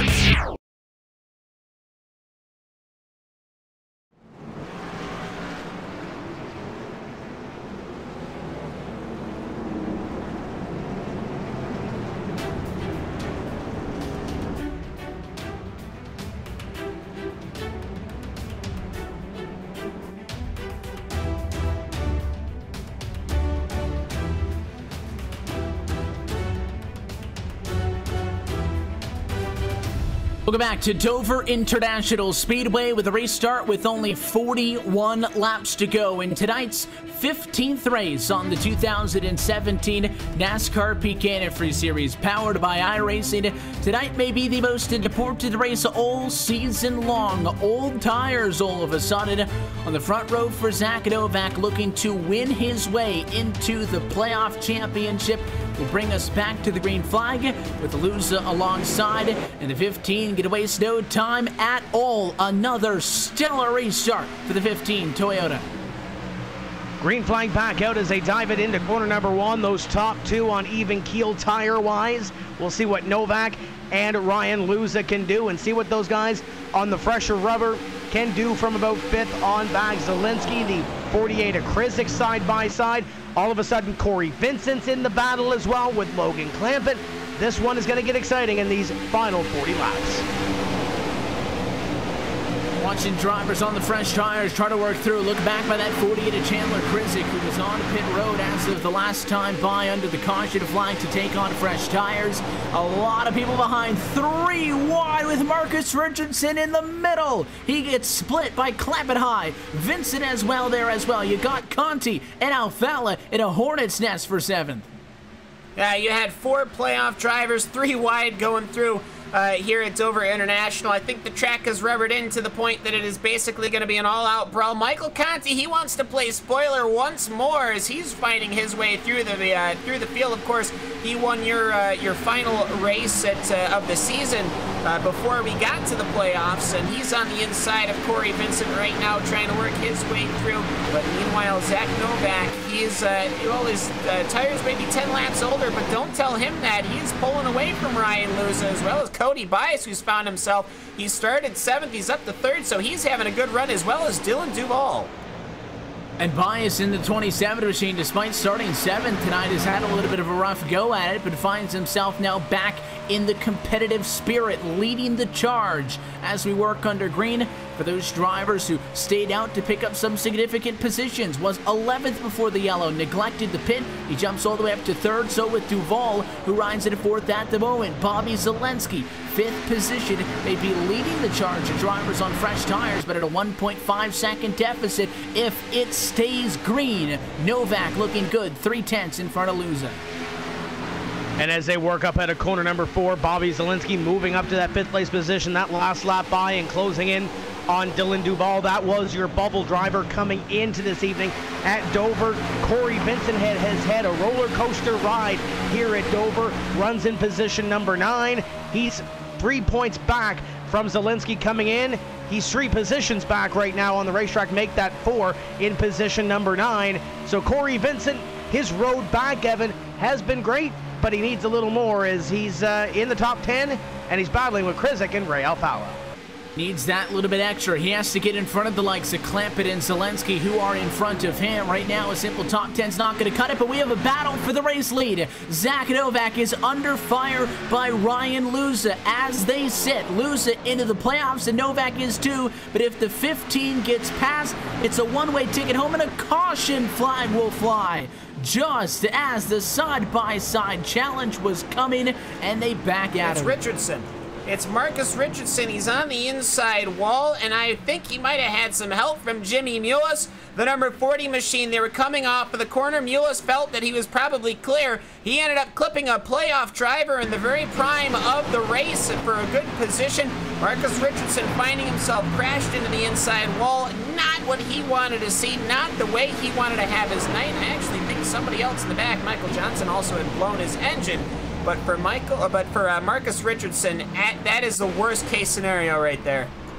And that is his championship hopes dashed. Came into tonight at a 4-point deficit, which isn't a lot, but he needed a lot to go wrong for those in front of him. And so far to this point, it had just not been happening. And that spin into the inside wall not only is heavy damage on the 01, but that is 15 weeks gone, as the 01 machine no longer in a position to challenge for the race win here at Dover International Speedway. A crushing blow, literally and figuratively, for him, as race leaders now down pit road. And Novak and Luza stayed out the last time, and they are going to come down pit road this time. Critical stop for both the 15 and the 1.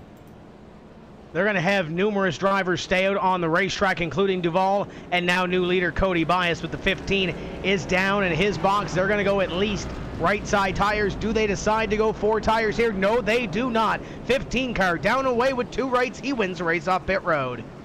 And it looks like it ends up being the right call, because Zelensky get to go with 2 tires as well off of the pit lane. So does Nichols. So does Clampett, Conti, Alfala, and then you will find Ryan Luza, who decided to make the 4-tire call on the pit lane, losing about 5 positions. Now again, the 4 tires could be worth those 5 spots, but at a first glance, not a terrible decision to go with 2 and win that race off of pit road.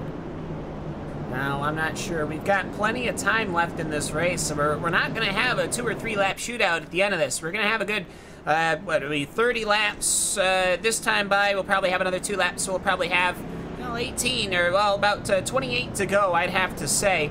But for Zach Novak, he's finding himself at least comfortable once again. He's got to rouse it up and see if he can get everything going. Cody Bias, though, is going to be your leader. However, those tires, I don't think, are going to stand anything that we've seen. Even with the track fully rubbered in, I don't see that those tires lasting at all. I think there might just be well overpaced, where I think that this restart would be very interesting to watch. Road 2 is going to be critical as we work ourselves into what I think is safe to say the point of no return. It is the home stretch here tonight from Dover, and the final portion of tonight's broadcast is brought to you by Blue Def, the official diesel exhaust fluid and DEF equipment of NASCAR. You look back on Road 2, 2 very different paths to this point this season and to this point tonight. But a Christian Challenger inside of Road 2 third, Zach Novak outside of Road 2 in 4th position. Both need a win to be able to make it to Homestead, so I can guarantee you that both of them will not race for the championship. Can't physically happen. So, Does one of them get it? Is it the 78? Can he pull a shocker here by staying out? Does Novak, on the most consistent car over the course of the night, maybe neck and neck with Ryan Luza on the 2-tire call and the first driver with fresh rubber? Does he get the job done? Or are these late race cautions, ensuing strategy, and following restarts, Tim, going to keep the 15 out of victory lane? And how about the row behind them? You have the 83 of Bobby Zielinski on the inside of Logan Clampett. They came in 4th and 3rd, respectively, into this race on the good side of the bubble to the green and safe. If Zach Novak is to get up there, or Christian Chalner for that effect, to get up there, one of them wins this race, more than likely the 83 and the 44, one of those drivers is probably not going to make the playoffs and not go to Homestead. So you got to think about that in mind. While those two in front of them are going for the win, if they do, it could spell trouble for Zielinski or the 44 of Logan Clampett. Right now, to the good, as long as one of those two in front do not win. The majority of this race, Zielinski has been top 5, but has not been good. But now that it is not, the 15 of Novak in the race lead, in the live points, he would be above the top 4 cutoff. Restart coming up. 28 laps to go from Dover.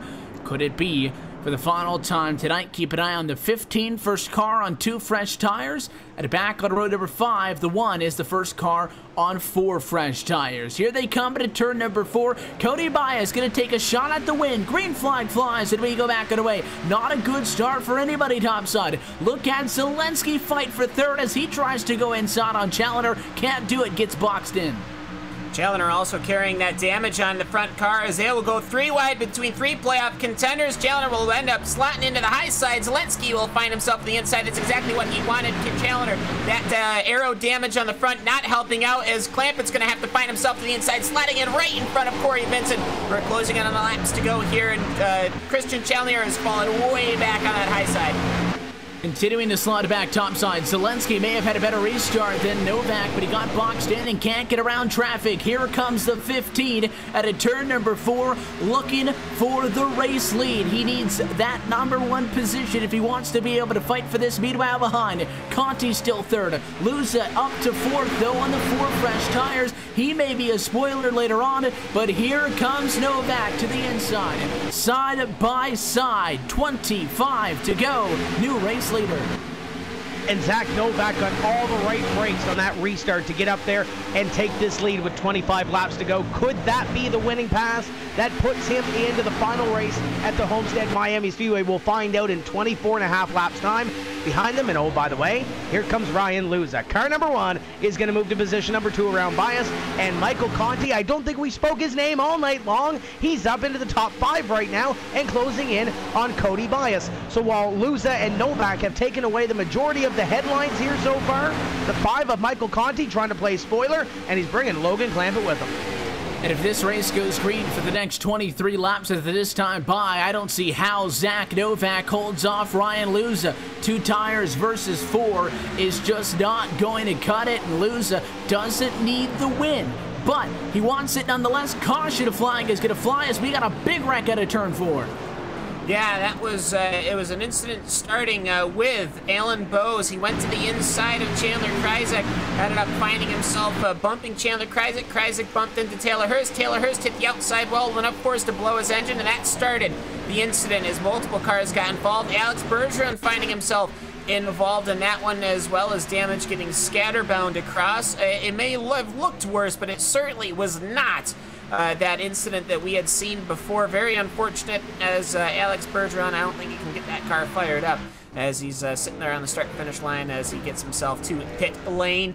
But either way, though, for Zach Novak, how many times is he going to have to do this, where he is managing to pull massive gaps? He's been running it great, and every single time he seems to be in the clear, Evan, he has to do it all over again. In these yellows, I think, in the broadest sense, are hurting him, because if we stayed green through the cycle to green flag pit stops, he was 6 seconds out in front and he was good, Tim. So I think in the broadest sense, the yellows in general have hurt him. He has been in a couple of positions tonight to be able to pull away and to be able to lock this thing up, and these have hurt him. But I think that last one might have helped him a bit. You get 5 laps here where Luza can't get you at all. You cool down the tires a little bit, because again, if they stayed green, I think Luza might have been too quick for him. So these are the pluses and the minuses and the friends and the foes that you have to look at in these late race scenarios. We've seen a couple of these races go where we have a couple of quick cautions at the end and a couple laps and then a caution, then a restart. A couple laps, caution, restart. If that goes the way, it could help Zach Novak. If we get a long green flag run, it could help Ryan Luza. We'll see how this plays out. But Novak right now, we talked about the stress earlier. I think it ramped up about 15 notches when that caution flag came out. Luza's got the 4 tires, and he will restart this one from second with the driver number 1 on the radio. Ryan, you got us? I got you. You guys are lining up P2 for this one, the 4-tire call. What was the decision to make to win that one? And it was a quick charge from 9th to 2nd. I don't know. I just wanted 4. I had stayed out the time before, and I don't like staying out and then going for 2 anyways, because anybody else that took 2 would have better lefts than me regardless. So 4 obviously ended up being the right call for us. Just kind of had stuff go our way on that restart, and I don't know, we got a pretty decent tire advantage over Novak, and we seem to be pretty close to the same speed on the same tire. So hopefully I can get him here. It's really, really hard to pass. I definitely don't want to wreck it, because that'll take us right out of Homestead real fast, but we're still looking for a win.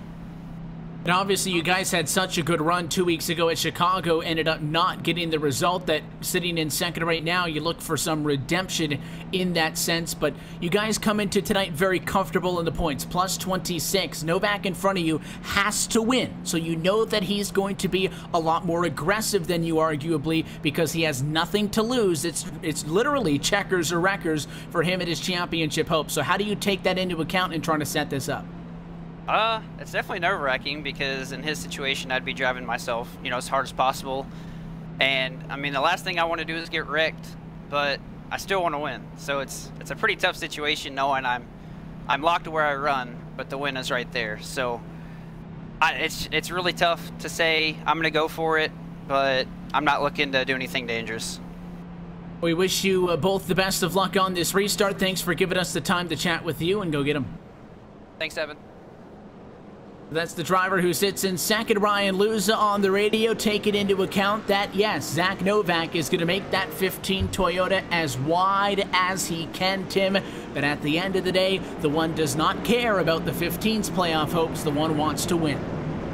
Here's something to think about, Evan. If the one car can get by Zach Novak and win this race, Ryan Luza doesn't have to worry about Zach Novak at Homestead. He still has to worry about 3 other contenders, but he doesn't have to worry about Novak. And keep in mind, the way he's run at the end of this season, Zach Novak could very well win here and also win at Homestead. He's been lightning quick these last couple of rounds in the NASCAR Peak Antifreeze Series. Scored his first win a couple rounds ago. Think if I'm Ryan Luza, I need to put Zach Novak out of the playoff picture. He has an opportunity to do so here. Zach Novak has a chance for the Hail Mary to come from 30 points down to get a win and to lock into the championship 4. But he's going to have to pull something else out of his bag of tricks, and that is to do it with a tire disadvantage to Ryan Luza, who already this season has 3 checkered flags. The 15 has the advantage of being in front. Green flag in the air with 182 laps complete. Novak, a good jump.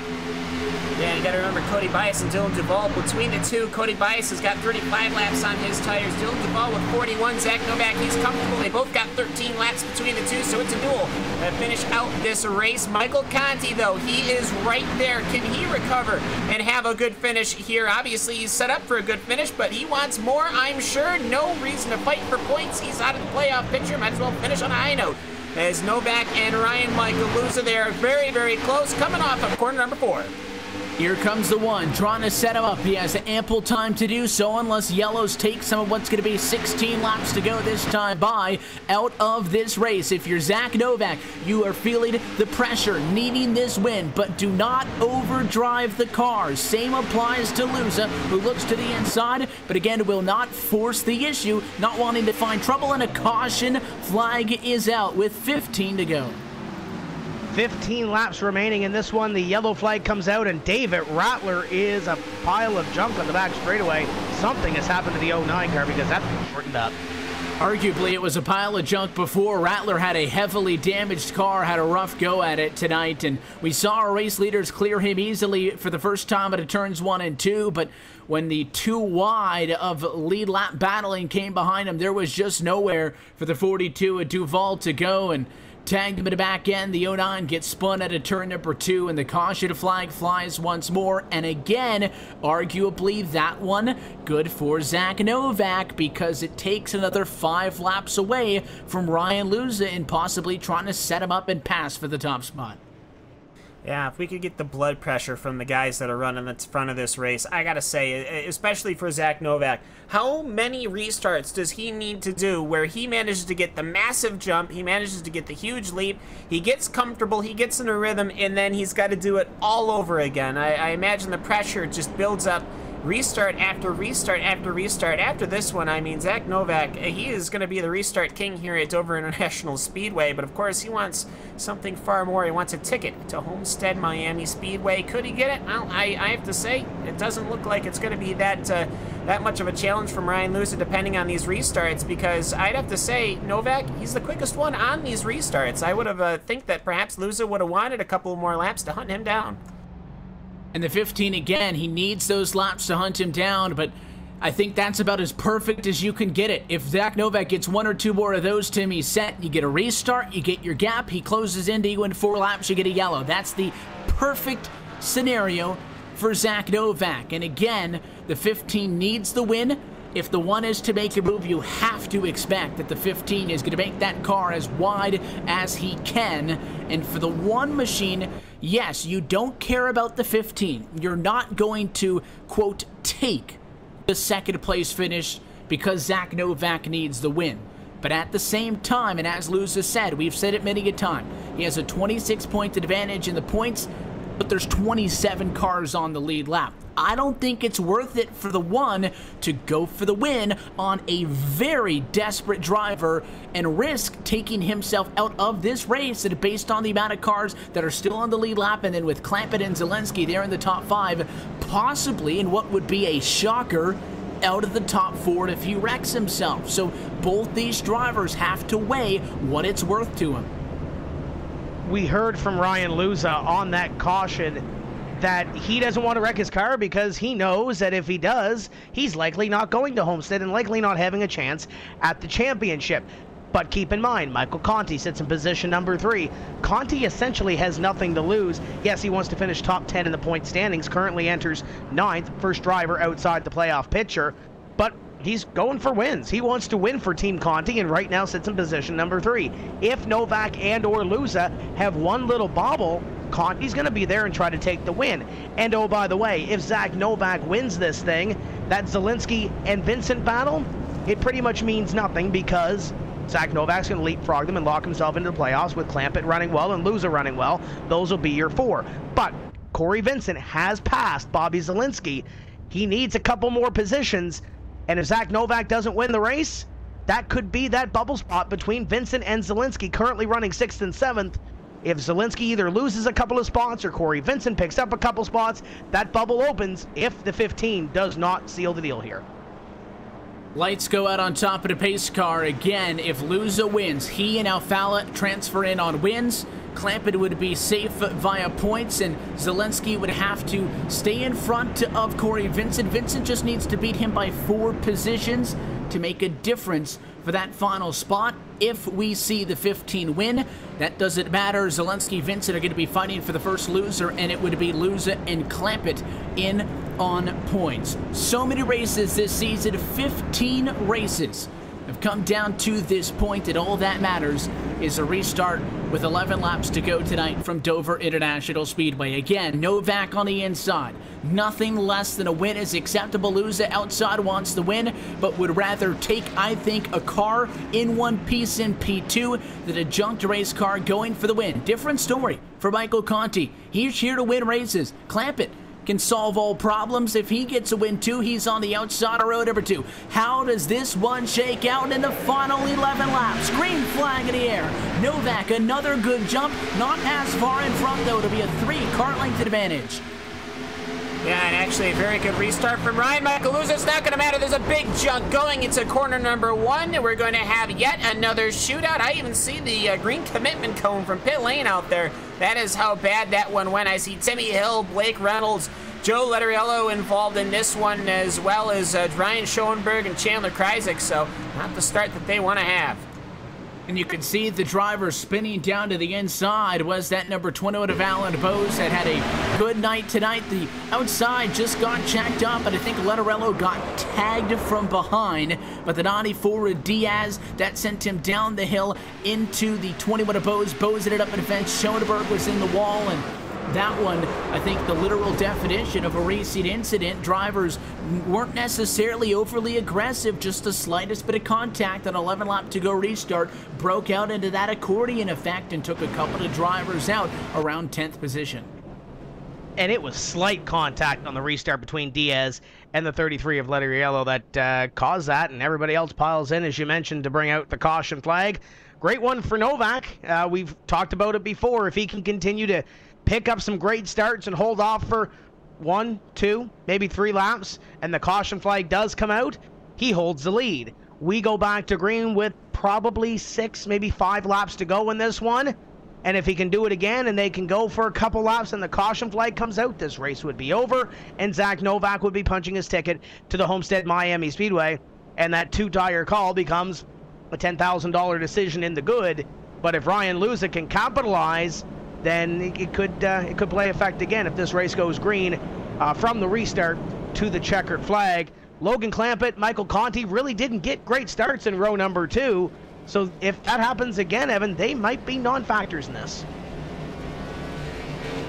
And the 15 again just wants to see the white flag, I think, first and foremost. But again, and as some of these races have concluded, if we get a yellow inside of the final 4 laps, at 4 laps to go or less, we will not have time to go through a cycle of caution flag service and restart this race. So Zach Novak, I think, on the board is going to be looking at a 6 or 7 lap shootout to the end of this thing. But in reality, and if the yellows continue to come at a rate at which they have been in recent laps, it might only have to be 2 or 3 laps, which I think is a lot more plausible.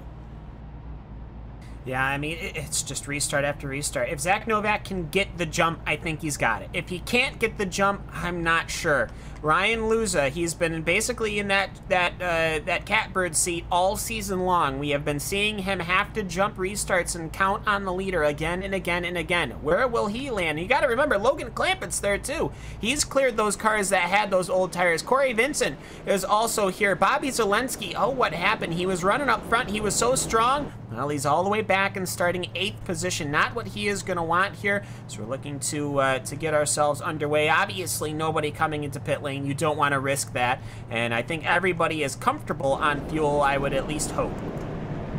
And as we mentioned earlier tonight during the Pro Invitational race, the NASCAR's top series are headed right here to Dover International Speedway this weekend, featuring the likes of the NASCAR K&N Pro Series East, the NASCAR XFINITY Series, and the Monster Energy NASCAR Cup Series. Kids tickets are free on Friday and Saturday, and just $10 for the race on Sunday. There's tons of free fun for all ages. Prior to the races, rock band The Struts are performing a free concert on Sunday morning, and ticket deals are still available. You can visit doverspeedway.com for more information. And again, if you go to doverspeedway.com/sweepstakes, you could enter into a contest to win pit passes for a 2018 race weekend at Dover International Speedway. Again, all of that information and more is at doverspeedway.com and doverspeedway.com/sweepstakes.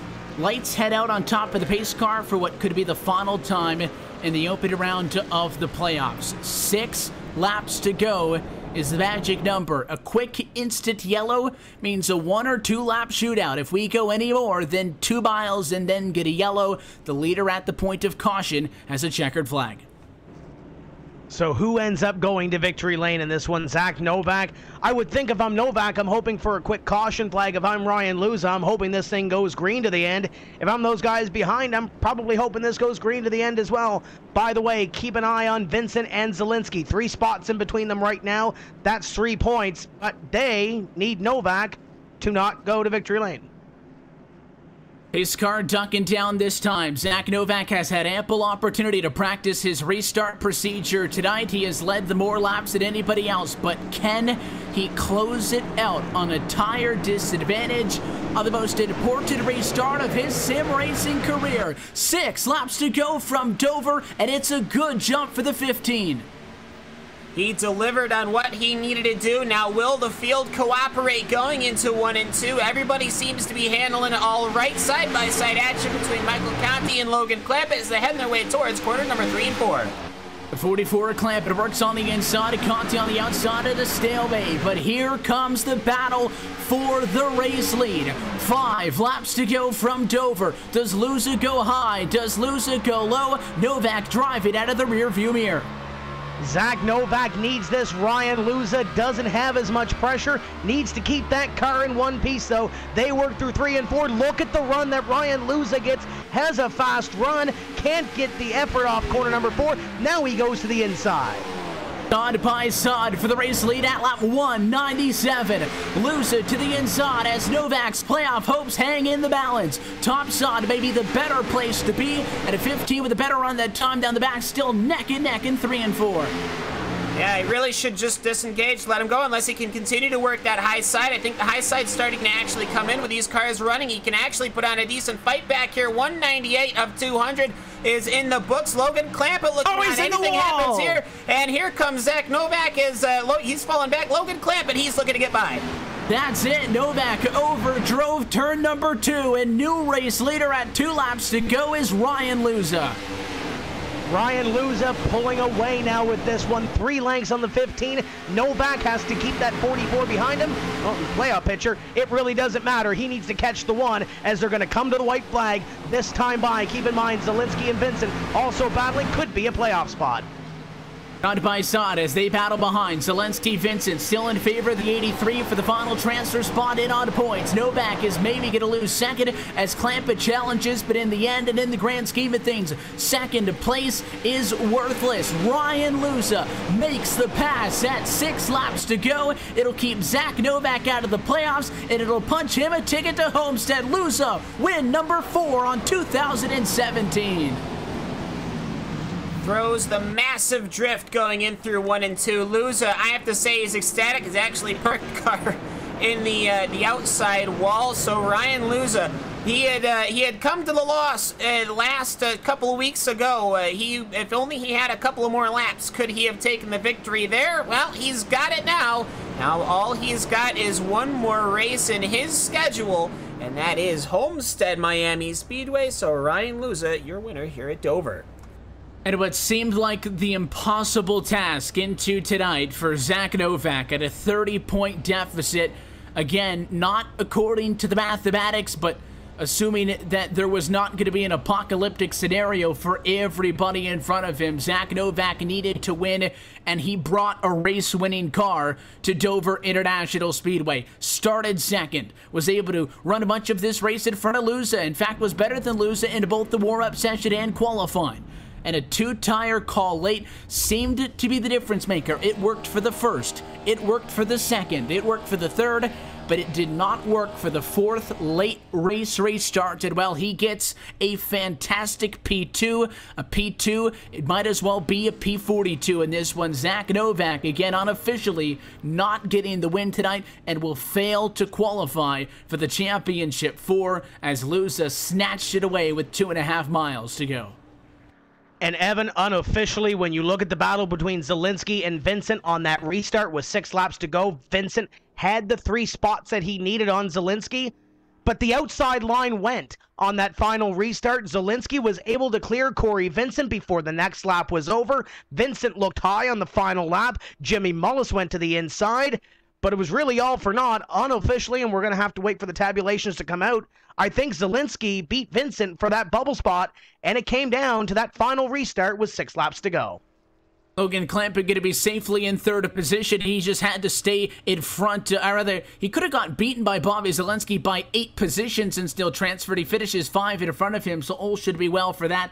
And of course, Zielinski, Vincent should determine the final transfer spot in 7th and 8th. Let's look at top to bottom at your complete race results tonight from Dover International Speedway, where Ryan Luza plays spoiler as a playoff driver, taking away a Homestead Golden ticket from Zach Novak, who comes home second tonight. Logan Clampett, solid effort, safely into the championship four with a third here tonight. Michael Conti, great improvement after starting in 24th position to come home P4, and Cody Bias rounds out your top five. PJ Sturgis back at his old form tonight, a great race for the 57 who came home in sixth tonight. Bobby Zelensky may have done just enough to come home P7. Corey Vincent finishes in 8th position with Jimmy Mullis in 9th, and Kenny Humpy rounding out your top 10.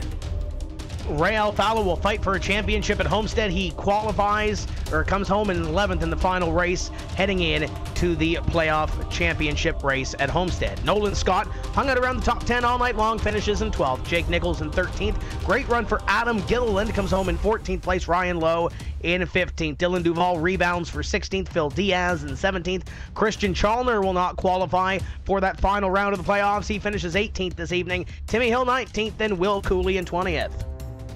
And finishing in the 21st position is Casey Tucker. Byron Daly, he'll come home in the 22nd position. Joe Latarillo will come home 23rd. Jake Sturgis, he'll finish in 24th after a strong showing in the front of the race. He'll end up finishing 24th. Nick Ottinger, 25th, 3 laps down.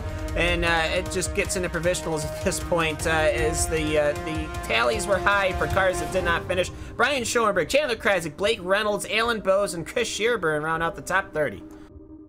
Continuing on through the rest of these drivers out of this one through 31st position, David Rattler, Derek Bordeaux 32nd, Taylor Hurst 33rd, 34th, Alex Bergeron and Marcus Richardson unable to get it tonight, wrecks out late and comes home in 35th. Chris Overland, strong night early, not the result he wanted nor deserved in 36th position with Andrew Fayash 37th, Mitchell Hunt in 38th, Tyler Hill in 39th, and Josh Berry in 40th. Rounding out the field tonight, 41st position is Michael Johnson and Matt Busa in 42nd. It's a look top to bottom at your Race Spot TV full race results. We will step aside, and when we come back to Dover International Speedway, we'll be trackside with Ryan Luza winning on a 6-lap to go restart, and he's headed for a shot at $10,000. That and more post-race reaction when we come back. You're watching the 2017 NASCAR Peak Antifreeze Series on Race Spot TV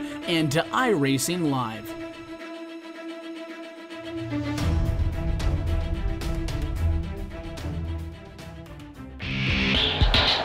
It's where fans shout.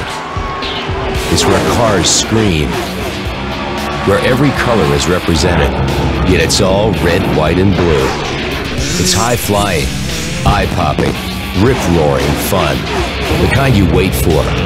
The kind you live for. The kind you never, ever forget. Dover International Speedway. Experience traditions. Cemented in Dover.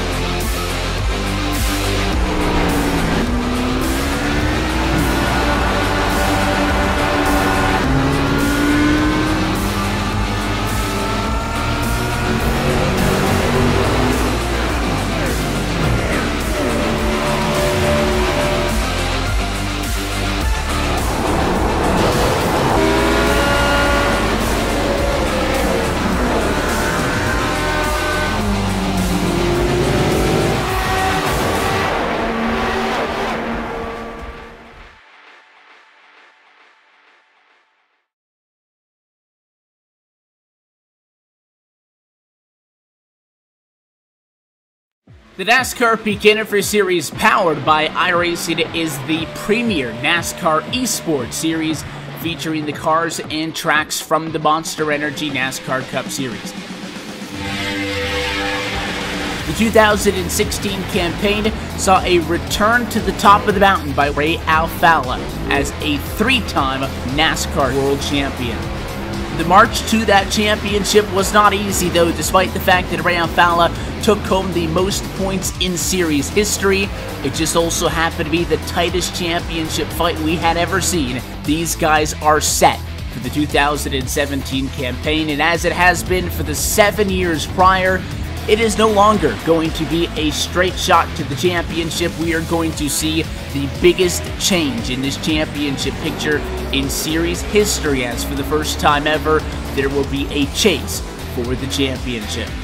We're going to go into the Homestead Miami Speedway at the end of the season with the 4 best oval sim racing drivers in the world absolutely tied in the championship. You just got to beat the other 3 guys out and you will become an official NASCAR champion. You're going to get yourself a NASCAR championship ring and, of course, $10,000. These are the iRacing eSport World Championships, the pinnacle of sim racing competition. You can catch it all season long, live coverage on iRacing.com/live.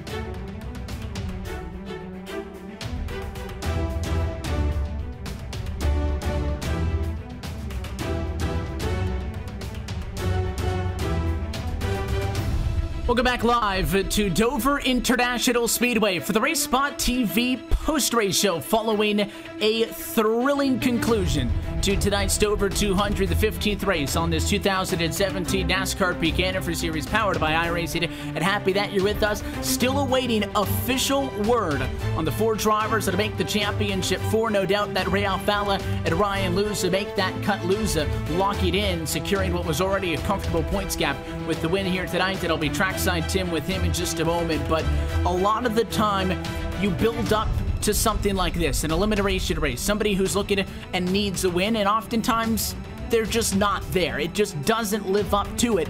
This one lived up to it, and it came down to 3 laps to go in the battle between first and second. A spirited but heartbreaking end for the 15. Yeah, it definitely lived up to all expectations. You had that battle in front for not only the win, but also a way to lock yourself into the final playoff race at the Homestead Miami Speedway. Then when that subsides, you have a battle between Bobby Zalenski and Corey Vincent. On the restart, Corey Vincent was almost to the good. He was almost in the final transfer spot, and then Zalenski fights back in those last few laps. So not only did you have that battle up in front, you had the battle for the bubble position, and guys going hard throughout the race, especially on those late restarts. You had everything that I think anybody could have asked for here from Dover. And the driver who ends up on top of the frame when it's all said and done is Ryan Luza, adding another win to the back pocket, his 4th on 2017. And we're trackside with the driver of the number 1 machine. Ryan, congratulations on the win. Had an opportunity to chat with you right before the restart. You made the move to the inside and ended up working out for you guys. You get the win, 4th on the year. Yeah, I don't know. Kind of crazy race. In a way, I feel bad for Novak, but, I mean, the 2 tires was just too much of a speed difference, and I was able to get him there on the bottom. Happy we could do it clean, and we didn't, you know what I mean? There was no wrecking involved or anything like that that made big championship implications. So, thanks to him for racing me clean, and everybody in the field for racing us clean the entire race. As we said at the top, and as we had chatted with you there briefly before those final restarts, you guys came into tonight not mathematically locked in, but all but after having what was arguably a race-winning car 2 weeks ago and not getting that one because of pit strategy. Maybe the favor was returned by the racing gods tonight, and it ends up working out for you at the end. But on top of the fact that you had already known that basically you were going to transfer anyways, I think momentum is something that can't be understated. And we had kind of looked when the playoffs began, all right, who in those top 8 is going to kind of click it up a notch? And out of everybody else, you're the only driver in the championship 4 who has 2 wins in the last, what ends up going to be in 6 races of this. So more so than others on a streak. Did you feel like tonight having to go for that win as opposed to being content with a second was critical for you to remain rather with that competitive edge, which I think that you guys should carry over to Homestead? I mean, to be completely honest with you, Evan, the biggest reason I wanted to win was to keep Zach out. I mean that as a compliment. He's been pretty much the fastest car week in and week out, and their team has done an incredible job. And he's been pretty unlucky here in the race so far. And it's, I don't know, I feel like he's one of the toughest competitors with Ray as far as fighting for Homestead. So, I mean, he's qualified on pole at like 4 out of the last 5 races. So they've just been so fast. I really just didn't want him in the chase. And, I mean, a win is a win. Don't get me wrong. Really wanted the win, but that's kind of the added bonus there. So, I don't know, great job to Novak all season. Great job by everybody who's made it to the top 8 and competed for it. I think a really good top 8 drivers made it, and I'm looking forward to 2 weeks from now. And the implications of Zach Novak not getting the win and not transferring is therefore Bobby Zalenski in 7th does make the playoffs finale instead of the driver of the 15. It would have been either or of them. If Novak would have won, he would have been kicked out. Instead, his not winning brings the 83 back up above that cut line in points.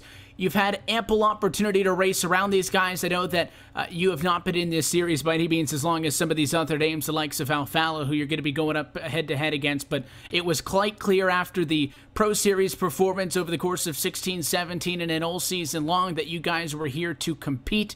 Do you feel like in any way that you have a disadvantage having less experience in this series going into Homestead, or do you look at the stat sheet and say, I have 4 wins, that is more than anybody else this year, and I'm the guy to beat? I don't know. I don't really think of it like that. I don't know, being the rookie and not being through this, it's a lot more nerve-wracking, I feel like. I haven't been super nervous in a race car where I was getting shaky feet since I ran Legends maybe 6 or 7 years ago at Charlotte. And I was getting that there in the race towards the end. So Homestead is going to be really nerve-wracking. And, you know, Ray's won 3 times. I'm sure he gets nervous too, but, I mean, he's been through it multiple times. So it's going to be a lot different for me, I feel like. Just got to keep the nerves under wrap. I mean, it's $10,000. That's a lot of money. It's a fun trip to Homestead. I really want to go. I don't know, just got to keep the nerves in check and prepare.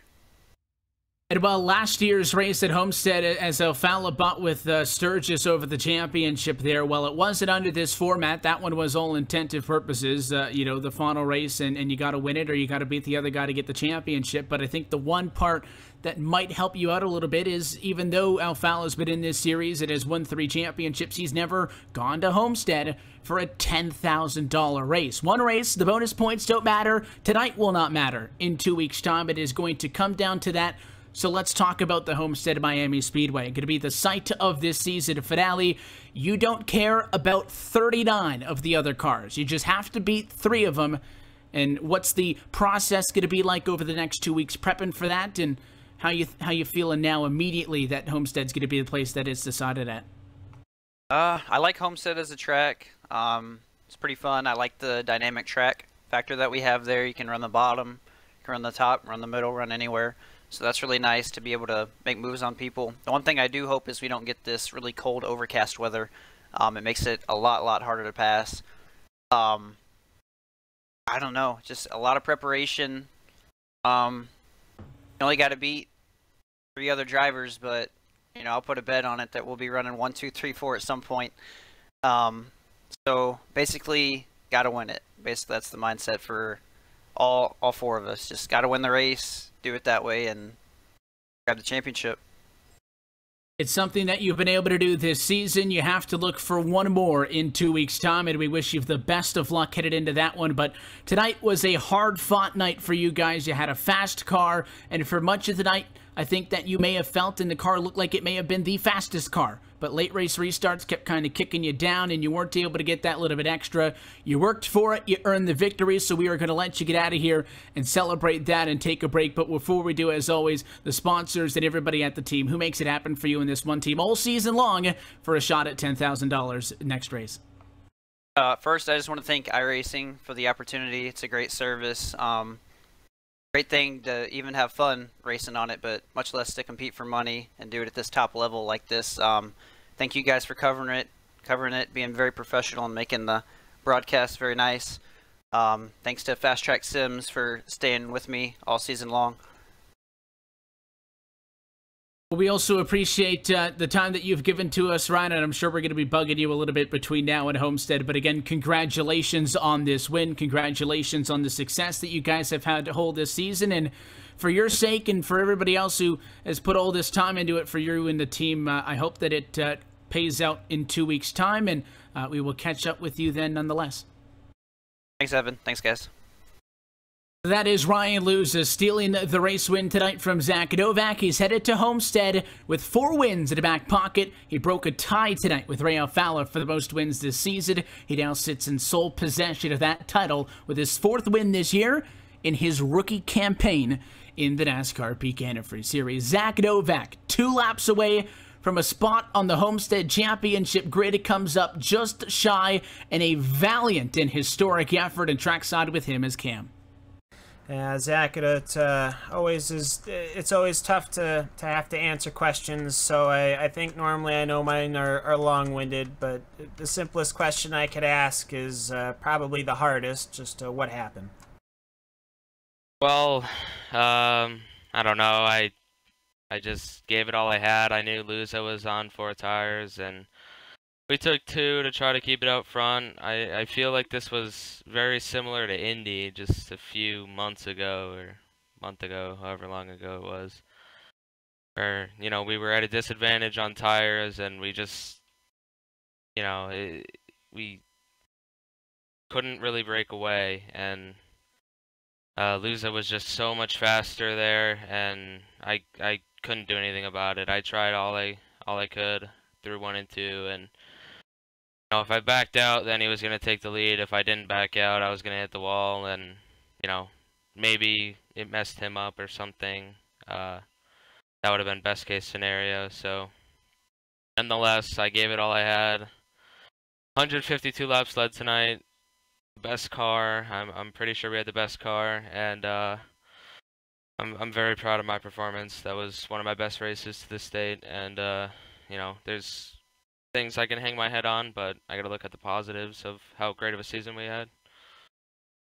Yeah, absolutely. Of course, basically just one restart away. You nailed so many of them, but I know it's so hard to shift from gears from working on a championship to perhaps reflecting on a season, but it's your first season in the NASCAR Peak Antifreeze Series. You had to qualify just to make it on track, and you ended up coming so very short, just 1 race away and just a couple positions away, 1 position away, really.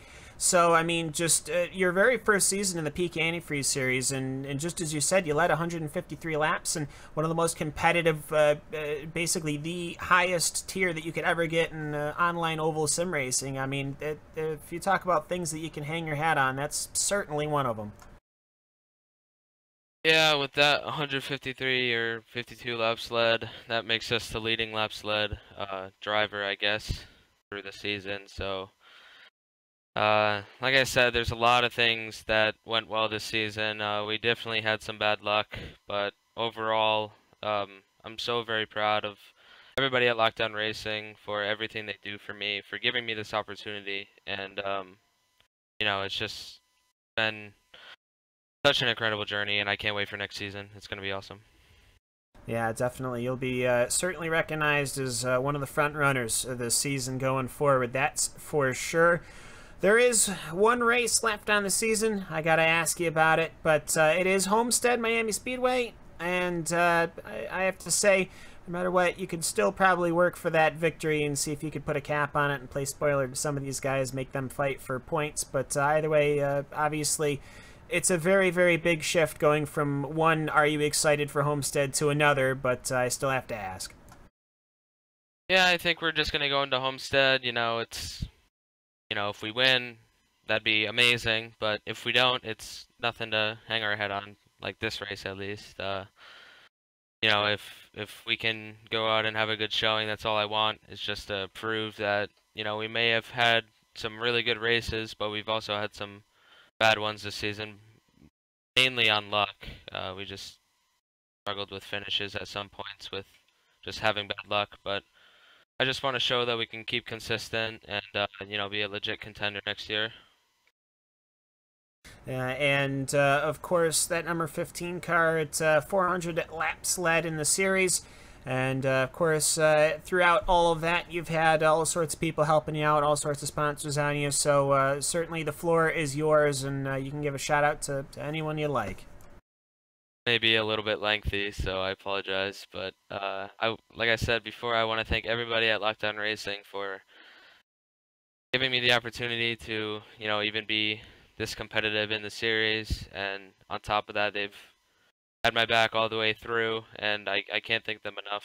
I want to thank Andrew Fayash for, you know, just being a great teammate, helping me through thick and thin when it comes to being a, you know, good vet, I guess, so to speak, and just being a great teammate. Got to thank Brandon Coppinger.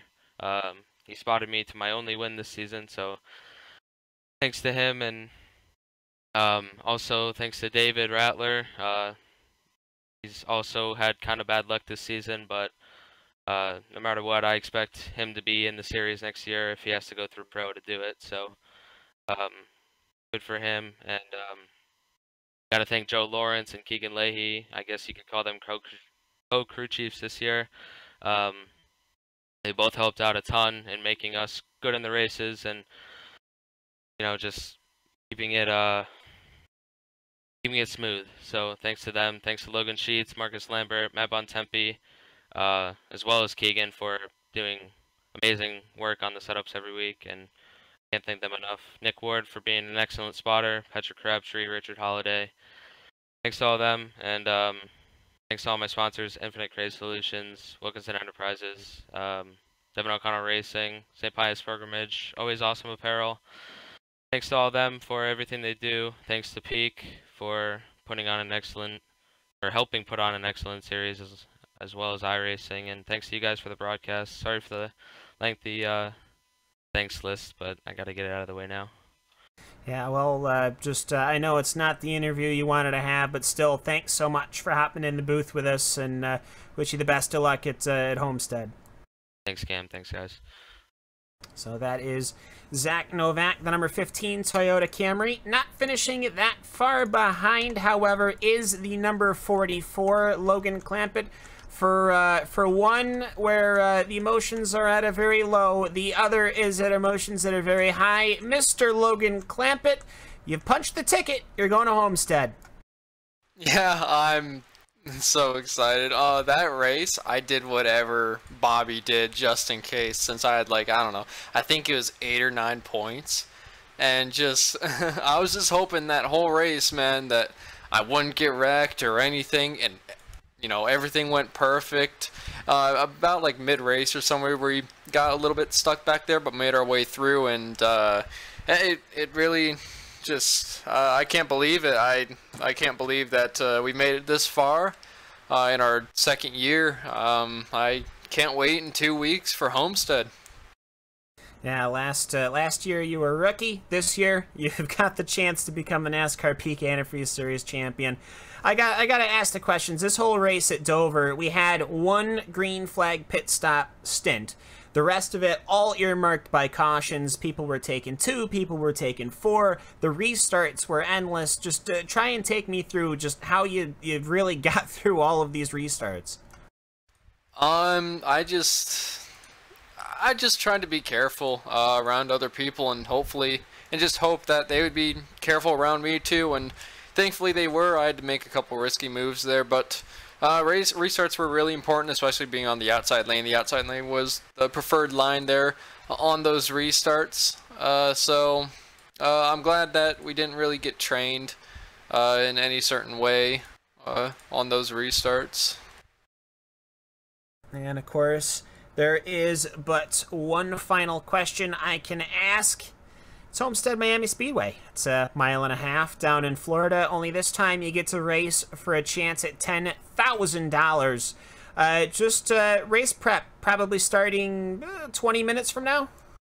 I don't know about that. Maybe within the next couple days. But also, one more thing. I just wanted to thank NX for, getting me to this point, and we've just worked so hard, man, and during these playoffs, and we finally gotten here. Especially a shout out to my fans. They've come a long way. I've known a few of them for years and years, and still I talk to the guys still that got me into iRacing, Chris Nosowski, and also a big shout out to my family. They're my biggest fans. They watch the races every week, and they were pretty excited when I made the Final Four, especially my dad. I gotta give them credit. They've really motivated me to get into this Final Four. Well, either way, it is certainly it's certainly something interesting. All of the new guys seem to be able to rise right to the top, and you're going to have a chance of doing something pretty historic. So we'll let you go celebrate the hole punching in the ticket and all that, and we will see you in 2 weeks' time. And of course, I'm sure that hashtag Clamp Nation is going to be in full force in 2 weeks' time. So we'll see you then, Logan. Thank you so much for hopping in the booth with us. Thanks, Cam. And with that, that's your second and third finishers. Now we've got our fourth and fifth finishers. Michael Conti, that number 5 car, he is standing by with Tim Terry. And one of the hard chargers on the evening had to dig deep from 24th place in qualifying, was 33rd in the warm-up session. So, Mike, where did this 4th place finish come from? Well, Tim, we had a really good car all night, and we haven't qualified the best the last couple weeks, so that always puts us in a hole. But being that it was Dover, it was a little bit more challenging to dig out of that. Got some damage early on, off of 2, got doored pretty bad, so that killed the car for a little bit. So when we fixed that, put us back to 39th, and after that, it was just a constant effort to move forward. That one long run we got, the car was phenomenal. We gained like 15 spots, was running down the leaders before we pitted. So really good car. Again, a big testament to everybody at Team Conti for their hard work. Hastings and Dave and Brian, and we added Pat this week, so big thanks to all of them for working on it. But Peak car was good tonight. Lacked a little bit of short run speed to keep up with those guys at the end, but it was a lot of fun watching those top 3 duke it out for that last spot, so that was pretty cool. But overall, a good night, and can't really complain. You talked about that final restart. You and Cody Baez had a lot of championship contenders around you at the end. You guys were going for top 5 finishes, possibly a win. They were going for a championship. You've been in that situation before, coming down to the end of the season, going for a championship. Was that on your mind on the restart, knowing those guys are going for a championship, and how much did it weigh on your mind that you wanted to win and put up another W on the board? Well, I remember back about 100 years ago when I went for mine in 2014. I remember just hoping that the people around me would understand the situation and cut me some slack, and I was cut a lot of slack. I was given a lot of room, and I remember that. So Clamp It was really quick tonight, especially on the short runs, and he had a good run on me with a couple laps to go, and I pushed up high off of 2, and at that point I knew that it wasn't really, I wasn't going to beat him off the corner without putting both of our races at risk, so I kind of just backed out and let him have it. Because I mean, if I was in the same situation and I had somebody that was really slower in front of me that wasn't racing for much beside trying to finish best of the rest in 9th, I'd hope that they would think big picture and not put both of our races at risk. So definitely had that on my mind. With that being said, though, I didn't lay over at any point in time to anybody out there, so I just had to fight too hard all night. And with how hard we fought and how much of a mess I had to go through to be completely honest, to get back up there, I wasn't gonna just let anybody by. But with the Clamp It deal, he was obviously faster and he had the run, so that was just common courtesy. But I mean, we've come a long way. We're not We're not going to Homestead. But what we are doing is we're going to Homestead not for a championship, but to win a race, and we've got the opportunity to do so. So I'm pleased with that, and I think we'll run well there and hopefully get us one more win before the year's out. Yeah, you took the words right out of my mouth. You go in 9th into that final race. You can't advance any more positions because that's the top 8, the playoff positions. You've got Dylan Duval back there, but he's about 13 or so points back behind you. So there's really not much to lose and not much to gain. So when does that prep start for Homestead for this Peak Ford team? What do you do going in with the mindset knowing that there's really nothing to lose and nothing to gain? Yeah, we just keep going at it like we have the last 2 to 3 months. I think that we are arguably one of the most prepared teams out there right now. I think what we do with telemetry and divvying up testing and time management, I think we make the most of the least amount of time. We don't have a ton of people. I mean, that's obvious. I make that clear almost every week now. But with the people that we do have, we make the most of it, and our testing is efficient. And we've made a lot of gains, since the halfway mark of this year. So we're going to probably start testing for Homestead next week sometime. We don't want to burn ourselves out, but we'll put a lot of effort into that one and try to get one more before the year's out for everybody.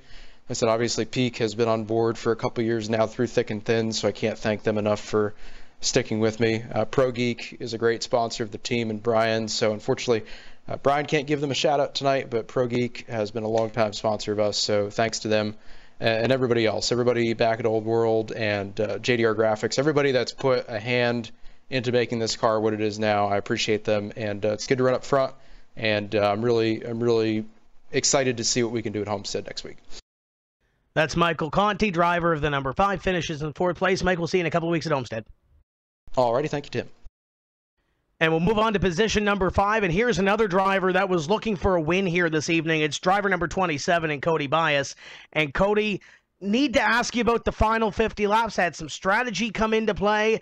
You qualified 7th, had an up and down night. You come home in 5th. Let's talk about the pit strategy, because you had a caution there where you almost got into the pit barrel. Had to avoid that, make that fake, and come back out on the racetrack. Yeah, that was a pretty close call. I realized I passed the commitment line, and I wanted to stay out. And I saw everyone came down pit road, and I missed getting inside of the commitment line, and that way I had to stay out, or else if I would have pit, I would have gotten a black flag. So after that, I think Dylan stayed out with us, and like you said, for the last 30 or so laps, it was just trying to hang on and get all we can get with what we had. Because at that point, with the way the cautions were falling, nobody was going to pit. And luckily, we ended up with a top 5 somehow. It started off all right. The car wasn't good. We worked on it. We got it better. We had some internet problems, and we fell all the way back to 31st. And that really long green flag run, we were able to drive up inside the top 10. And then after that, we just started working our way back up there to eventually end up where we did, which was a big accomplishment. I'll ask you the same question I did Mike. You're battling up there with the championship contenders, per se. Some of those guys are fighting to stay in contention, try to get one of those 4 final spots. You're up there trying to get the win. How hard did you push in those final few laps, knowing that there were some of those championship contenders around and maybe not wanting to mess up their fate? I'd be lying if I said I was cutting them any slack. I'm going out there, like you said, to try to win a race. I know their situation, and I'll race them with tons of respect and with a bunch of room and all that stuff. But at the end of the day, we're here for a win. We owe it to the team and everyone who puts all the effort into these cars each and every week. And with our partners with Simcraft and all those guys, it's just we owe it to them to get the best finish we can if we can't win. So I'm going to go out there and give it my all every single lap. And it doesn't really matter who I'm racing or what they're racing for. I'm going to try to get the best finish I can each week. You've had an up-and-down season. Obviously, your first win in the NASCAR PEAK Antifreeze Series is going to be the highlight on the 2017 season, but it's another upswing in the points. With everybody so close in the point standing, 16th place going in, what is your realistic goal in 2 weeks? Can we get another win and maybe get ourselves a little bit closer to the top 10 in the point standings? What is your prognosis going into the Homestead Miami Speedway? I feel realistically we could get up to 12th. I feel like that's the highest we'll be able to get. I think 10th and 11th are way far ahead, and we would need some bad luck from those guys to catch up to them. But yeah, for the season, it's been up and down. We've ran really well at the mile and a half and all the speedways, and I made a big move midway through the year where I actually moved to a different part of the country, and I was forced to miss a few races there, and I wasn't able to obviously recover, which kind of put us in a giant hole this year. We had a lot of speed this year, and it's unfortunate because I feel like we should be one of those 4 guys going into Homestead. And at this point, we're just trying to build all the momentum we can in order to come back next year even stronger. Before we let you go here this evening, the Simcraft Chevy, obviously great run here. What are you looking at for Homestead? Do we win Homestead Miami Speedway? Is a top 5 on your radar? What are you looking for going into this final race of 2017? Yeah, like you said, we're going to bring that 27 Simcraft Chevy, try to get it well prepared for Homestead, and anytime the guys from the team work on a car, we're definitely capable of winning. So we'll keep that in mind, and we'll go give it all we can, and hopefully we can get a win out of it next week to end the year right. And that's Cody Bias coming home with another top 5 finish here this evening. That would be his 5th on the season. He'll go into Homestead Miami Speedway looking for his 2nd career NASCAR PEAK Antifreeze Series win. Evan, there's a driver to watch in that final race coming up in 2 weeks' time.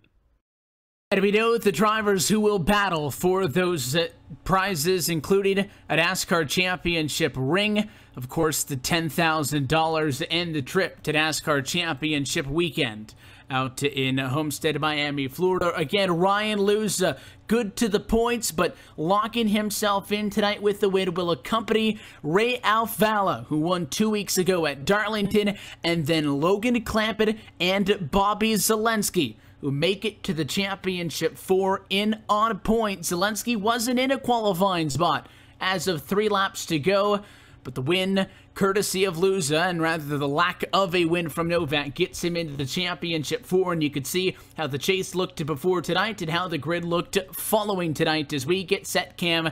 Again, even though last year it was all intent and purposes, you got to beat the other guy, Alfalla and Sturgis, head-to-head. This is the first time we've seen this playoffs.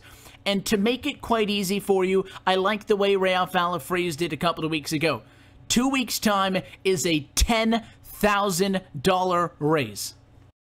Yeah, I mean, it really does get to be that simple, but there's just going to have to be so much more in it. So much has to be lined up properly. The crews have to get everything right. Your crew chief has to have the cars set up right. You got to be prepared for every eventuality as far as weather goes. I mean, as far as pre-planning goes, I know that some people were worried maybe about over-planning for this race, but I wouldn't be too surprised if we don't see that that crew chief book just a little bit thicker going to this race, because this one really is for all the marbles. There's no halfway money amount. There's no high 5 for making the round of 8 playoff. This is it. This is literally for everything that they're entirely racing for. 16 full rounds.